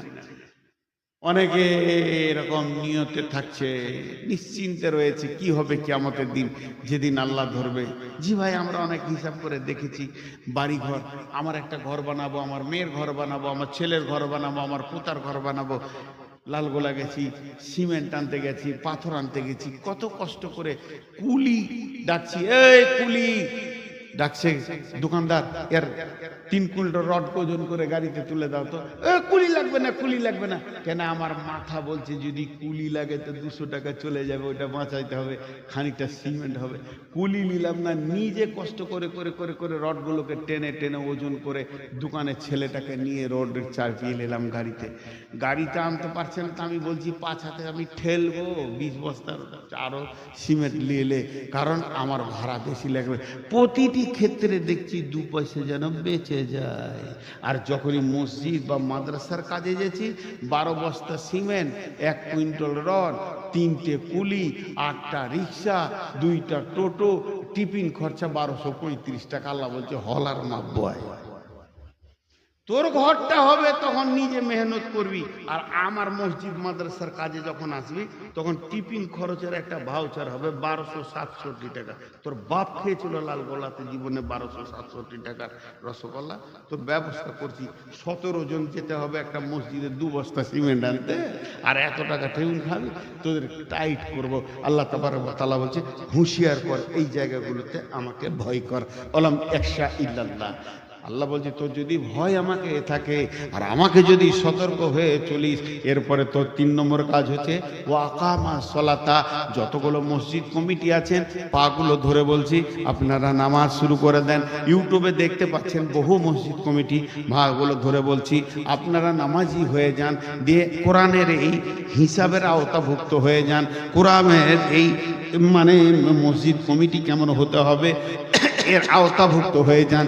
যদি জিদ করেলেন জীবনেও মসজিদে পা দিব না, 5 ওয়াক্তে নামাজ পড়ব না, পা দুটি ধরে বলছি দায়িত্বটা ছেড়ে দেন, না হলে আল্লাহর হিসাবের আওতাভুক্ত হচ্ছে না। আল্লাহ বলছে তোকে আমার উপরে বিশ্বাস রাখতে হবে, আখিরাতে বিশ্বাস রাখতে হবে, নামাজ পড়তে হবে, যাকাত দিতে হবে, আল্লাহ ছাড়া কাউকে ভয় করা যাবে না।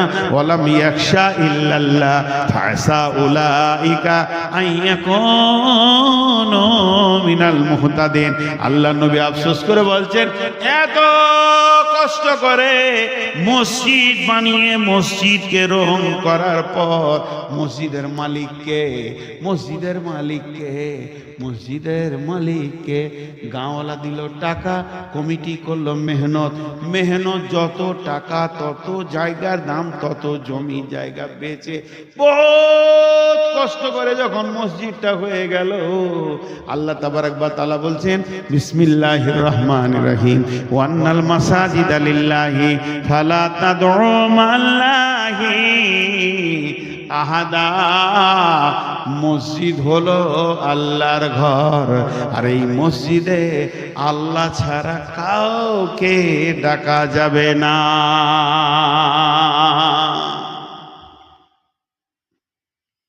মসজিদ কার ঘর? যে 1 টাকা দেয় নাই তারও যার অধিকার আছে, যে লাখ টাকা দিয়েছে ওরও তাই অধিকার আছে। যদি 1 টাকা দেয় নাই ও যদি আগে চলে যায় তো ফাঁস কাতারে থাকবে। আর গায়ের মধ্যে যেটা সব থেকে ধনী 50 লাখ দিয়েছে, ও শেষকালে গেছে জুতো রাখার জায়গায় নামাজ পড়বে। এখানে উঁচু নিচু চলবে না। একই সাফ মে খড়ে হুয়ে महमूद व अयास, ना कोई बंदा रहा ना कोई बंदा नवाज। জি ভাই, এর নাম হলো মসজিদ, এর নাম হলো মসজিদ। মসজিদে কোনো ছোট বড় নেই, সবাই সমান, ভিখারি রিক্সাওয়ালা সবাই সমান। আল্লাহ রসুল এবার কি বলছেন? আল্লাহ রসুল বলছেন সাবাতুন ইযিল্লুহুমুল্লাহু ফি যিল্লিহি ইয়াওমা লা যিল্লা ইল্লা যিল্লুহু ওয়া রাজুলুন কালবুহু মুআল্লাকুন ফিল মাসাজিদি। ও মসজিদ বানানো ওয়ালা, ও মসজিদ কমিটি, বিশ্ববাসী রে, তোমরা শুনে নাও, যেদিন কঠিন কিয়ামত হবে কোনো ছায়া থাকবে না, আল্লাহর একটা রহমতের ছায়া থাকবে। বিশ্বনবী বলছেন সেই ছায়াটার নাম রহমতের ছায়া। আমরা কথায় কথায় বলে থাকি আরো সেই ছায়া, কিন্তু তা নয়। সাবাতুনি দিল্লাহুমুল্লাহু ফি দিল্লিহি ইয়াউমুল্লা দিল্লা ইল্লা দিল্লুহু। ওই রহমতের ছায়া 7 শ্রেণীর লোক সেখানে থাকতে পারবে, তারা কোনো কিয়ামতের কষ্ট পাবে না, তারা আরামে বাস করবে। তার মধ্যে 3 নম্বর হলো ওয়ারাজুলুন মুআল্লাকুন কালবুহু মুআল্লাকুন ফিল মাসাজিদে। ওই ব্যক্তি ওই আরশের ছায়াতে থাকবে, রহমতের ছায়াতে থাকবে, যার সর্বদা মসজিদে দিলটা পড়ে আছে, মসজিদের প্রেম যার দিলে আছে। ওরে আমার মা, ওরে আমার বোন, আমরা মসজিদকে ভালোবাসি না, মসজিদের প্রেম আমাদের দিলের মধ্যে নাই। মসজিদের প্রেম আছে। আজকে আমরা মসজিদকে পরিষ্কার পরিচ্ছন্ন রাখে। বিশ্বনবী জামানায় একটা মেয়ে আসতো মসজিদকে পরিষ্কার করতে, তখন নামাজের টাইম ছিল না, এমন সময় 10টা 11টার দিকে এসে মসজিদকে পরিষ্কার করে ঝাড়ু টাড়ু দিয়ে সুন্দর করে ঝুলটুল ঝেড়ে দিয়ে সমস্ত জায়গাকে পরিষ্কার করে দিত। আজকালকার মা বোনেরা ছেলে পিলে পায়খানা ফিরতে থাকলে মসজিদের দেওয়ালের গায়ে বসিয়ে দেয়, যত গলির ঝাড় ঝাড়ু করে মসজিদের গায়ে দিয়ে দেয়। নাউজুবিল্লাহ, এ তো চলবে না। মসজিদকে বার ভিতর সমান পরিষ্কার রাখতে হবে, বাইরে যাবে ভিতরে পরিষ্কার, সাইডও পরিষ্কার পরিচ্ছন্ন রাখতে হবে। ওই মেয়েটি প্রতিদিন ওইভাবে সাফ করে দিত। একদিন মেয়েটা মারা যায়, বিশ্বনবীকে খবর দেওয়া হয়নি, তার জানাজা হয়ে গেছে, দাফন হয়ে গেছে। নবীজি হঠাৎ সাহাবীদের জিজ্ঞেস করেন, কই সে মেয়েটি যে মসজিদ ঝাড়ু দিত? আল্লাহর নবীকে বললেন সাহাবীরা, সে তো মারা গেছে। নবীজি বললেন, আমাকে তার কবরের কাছে নিয়ে চলো, আমি আল্লাহর কাছে দোয়া করব, তাকে আল্লাহ যেন মাফ করে দেয়। মসজিদ এমন একটা ঘর, যে ঘরে ঝাড়ু দিলে বিশ্ব নবী দোয়া করেছেন, তাহলে এটা কত বড় দামি জিনিস। ওই জন্য বলছেন ওই লোক আরশের ছায়াতে থাকবে, রহমতের ছায়াতে থাকবে। এই যে কমিটি যারা আছে, আপনারা যা মেহনত করে টাকা পয়সা দিয়েছেন, আর যারা মেহনত করে রেখে মসজিদটা কি করে, এই যে একদম মাথায় লোড, কি করে আগে বাড়ানো যাবে। আমি মসজিদ বানিয়েছি, আমি জানি এটা কত বড় লোড, কি করে ছাদটা ঢালাই হবে, কি করে প্লাস্টার হবে, কি করে রংটা হবে, কি করে গ্রিলগুলো হবে, কি করে করা যাবে, পায়খানাগুলো কি করে করা হবে, পেশাবখানা কি করে করা হবে। এই যে টেনশন নিয়ে বানাচ্ছে। বিশ্বনবী বলছেন, তোমাকে কঠিন কিয়ামতের দিনে আরশের ছায়াতে জায়গা দেওয়া হবে। সাবাতুনি দিল্লাহুমুল্লাহু ফি দিল্লিহি ইয়াউমুল্লা দিল্লা ইল্লা দিল্লুহু।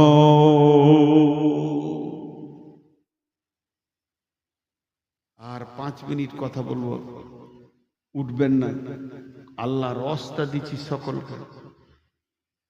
বর্তমান সারা বিশ্বের পরিস্থিতিকে নিয়ে যদি কথা বলি, মুসলমানদের যে অবস্থা চলছে, তারপরে তো আমাদের রাজ্যে চলে এসছে যে অবস্থা চলছে, তার একটা রাস্তার কথা আপনাদেরকে 1 মিনিট বলবো, অতি বুঝে নিতে হবে যে মসজিদ কত দামি। একটা উদাহরণ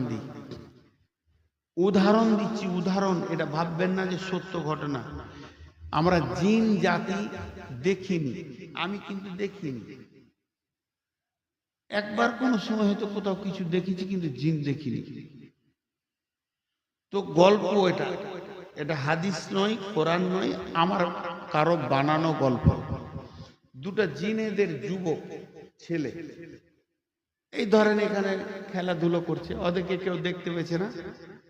আর এক সাপুড়িয়া এসেছে, সাপ ধরবে বাগানে, ঝোপে ঝাড়ে খুঁজছে, ভালো বড় সাপ ধরবে। তো ওই 2 যুবকে এক যুবক বলছে যে সাপুরিয়াকে আমি খানিক কষ্ট দিব। বলে কি করে? বলে আমি সাপ হয়ে যাব আর ওর সামনে ওকে দেখা দিব, ও আমাকে ধরবার লেগে যখন ছটফট করবে তখন আমি দৌড়ে বেড়াবো, ওকে ধরা দিব না। বলছে পারবি? বলে হ্যাঁ পারবো। বলে তাই কর। বলছি তুই দেখবি। যে ওকে একটা গিলাসে খানিক পানি পড়ে দিয়েছে, যে বলছি যখন দেখবি যে আমার খুব বড় বিপদ হয়েছে, ওই পানিটা আমার গায়ে ছিটিয়ে দিবি কিন্তু। বলছে ঠিক আছে। এবার এই সাপ হয়ে গেল, আর ও পাশে দেখছে গাছের গোড়ায় দাঁড়িয়ে আছে, ওকে কিন্তু সাপুরিয়া দেখতে পেয়েছে না। আর এই সাপ হয়ে গেছে তো দেখে লেছে, আর দেখি বাস। এবার নাগিনী মাসি বাজাইছে, ওর পিছে ধরছে। গল্পটা শুনে সাপটা কিন্তু দৌড়ে বেড়াচ্ছে ওকে নিয়ে, কিন্তু দৌড়তে দৌড়তে একসময় আর দৌড়তে পারছে না। যখন দৌড়তে পারছে না, তা গাছে উঠছে, গাছ থেকে পড়ে গেল, ডালে উঠছে পড়ে গেল, একটা ইটে উঠছে পড়ে গেল, ইটের ফাঁকে ঢুকছে পড়ে গেল, যেদিকে যেছে পড়ে যাচ্ছে। একটা পাঁচিল রয়েছে, উঠবে ওইদিকে পার হয়ে যাবে পাঁচিলের দিকে, তাও পড়ে যাবে, কোনো দিকেও আর পালাতে পারছে না। তখন ওই সাপুরিয়ার যে খাপটা থাকে এরকম ডাব্বা পাড়া, ওই খাপটা ফুটো করে দিয়েছে, ওখানে এসে সুসুর করে ঢুকে গেল, দপ করে ওকে বন্ধ করে দিয়ে ব্যাগে ভরে নিলে, বাস কাবু। তখন এই জিনের ছেলেটা দেখছে তো বাঁধা পড়ে গেছে, তোর গায়ে পানিটা দিতে হবে। তখন বলছে, ই আবার মানুষের মতো দেখা দিয়ে বলছে, ও জি সাপুরিয়া, ওই সাপটাকে ছাড়ো না। বলে, কেন ছাড়বো, আমি কত কষ্ট করে দেবো। আর ছাড়ো, কেন ছাড়বো, ছাড়ো না একবার, ছাড়ো। এবার ই রিকোয়েস্ট করছে, ওর বন্ধু ধরা পড়ে গেছে, ছাড়ে না, বলছে তুমি একবার ছাড়ো, এই পানিটা গায়ে দিই, দেখবে কি ঘটনা ঘটবে। দেখি যখনই পানিটা দিয়েছে তা আবার জিন হয়ে গেছে। সাপুরিয়া চলে গেল, আর সাপ নাই, আর দেখা দেয় না। তখন দুই বন্ধুতে গল্প করছে, এই বন্ধুটা বলছে, আচ্ছা তুই যে সাপ হলি, তো গাছে উঠতে যে পড়ে গেলি কেন, সস্যর উঠে যেতে হতো, ধরতে পারতো তোকে, তা মিলিয়ে যেতিস। ই তখন ওকে বলছে, বন্ধুরে, আমি যখনই বড় সাপ হয়ে গেলাম, তুই তো বুঝতে পারলি না। ওই সাপুরিয়া জাদু জানে, ও যে বাঁশি বাজাচ্ছে, তো তুই ভাবছিস শুধু বাঁশি বাজাচ্ছে, কিন্তু ওই বাঁশিতে জাদু মেরে জায়গাটাকে ঘেরে দিল, আর পালাবার ক্ষমতা হচ্ছে না। আমি যেদিকে যাই সেই দিকে বান মেরে দেয়। আমি গাছে উঠছিলাম, বান মেরে দিল, গাছটা আগুনের মতো জ্বলতে লাগলো, আমি পড়ে গেলাম। এরপরে ইটের ফাঁকে ঢুকতে গেলাম, ওখানে বান মেরে দিল, ওই জায়গাটা জ্বলে গেল, ওখান থেকে বেরিয়ে এলাম। এরপরে আমি পাঁচিলের ওপরে চাপবো, ওই দিকে পালিয়ে যাব, কোন দিকে লুকিয়ে যাব, পাঁচিলে বান মেরে দিল, যেদিকে যাই সেই দিকে বান মারে। শুধু এবার আমি জানটা বাঁচাবার জন্য দেখছি কোন দিকে জান বাঁচে। তখন দেখছি ওর খাপের ভিতরটা সুন্দর ঠান্ডা, এসির মতো হাওয়া আসছে, তাহলে জানটা যদি বাঁচাতে হয় ওখানেই ঢুকতে হবে। সুসুর করে আমি মাথা দিয়ে ঢুকে গেলাম, আমাকে আর বান লাগলো না, ঠান্ডা হয়ে গেলাম, গ্রেফতার হয়ে গেলাম। বন্ধুরা আমার, এই পৃথিবীটা মুসলমানদের জন্য বান মেরে দিয়েছে শয়তান। সারা পৃথিবী যেখানে যাবেন চলে যাবেন, পঞ্চায়েতে যাবেন চলে যাবেন, ব্লকে যাবেন চলে যাবেন, পার্টি অফিসে যাবেন চলে যাবেন, শয়তানরা বান মেরে পৃথিবী শেষ করে দিয়েছে। ঠান্ডা শীতল জায়গা একটাই আছে, সেটা হলো মসজিদ। হাইয়া আলাস সালাহ, আয় আয় মসজিদে আয়, হাইয়া আলাল ফালাহ। আল্লাহ ওয়াদা করছে, তোদের যত আছে আমি তোদেরকে নিষ্কৃতি দেব, এখানে চলে আয়। মুসলমান মসজিদ ঢুকবে না, ঢুকবে না, ঢুকবে না। এর জন্য এত জ্বালা, বানের জ্বালা নিতে হচ্ছে, যে জ্বালাগুলো পৃথিবীতে মুসলমানের ওপরে এসেছে। জাহারাল ফাসাদু ফিল বাররি ওয়াল বাহরি বিমা কাসাবাত আইদিন নাস। স্থলে স্থলে জলে যত রকম বিপদ তোদের ওপরে আসছে, এগুলো তোদের হাতের কামানো ফল, এগুলো কারো চাল নয় রে মুসলমান। এই পৃথিবীতে শান্তির জায়গা তোদের জন্য একটা আছে, তার নাম মসজিদ। হাজি, আমার বাপ মরে গেছে, তা আমাকে কোনো বন্ধু, আমার বাপের লাশটা পড়ে আছে, ওই অবস্থায় কোনো বন্ধু বলবে চো একটু ঘুরে আসি, আর একটু আড্ডা দিয়ে আসি নদীর ধারে, না আমি কোনো বন্ধুকে বলবো চো একটু রেস্টুরেন্টে আড্ডা দিই, সবাই বলবে আজকে ওর টেনশন। তা আজকে যা পৃথিবীতে মুসলমানদের হচ্ছে, এটা কি টেনশন নয়? আর এটা যদি টেনশন হয়, মুসলমানকে আজও তাসের ঝালে পাওয়া যেছে কেন? আজও কেন জুয়ার আড্ডায় পাওয়া যেছে? এদের কি টেনশন হয়েছে?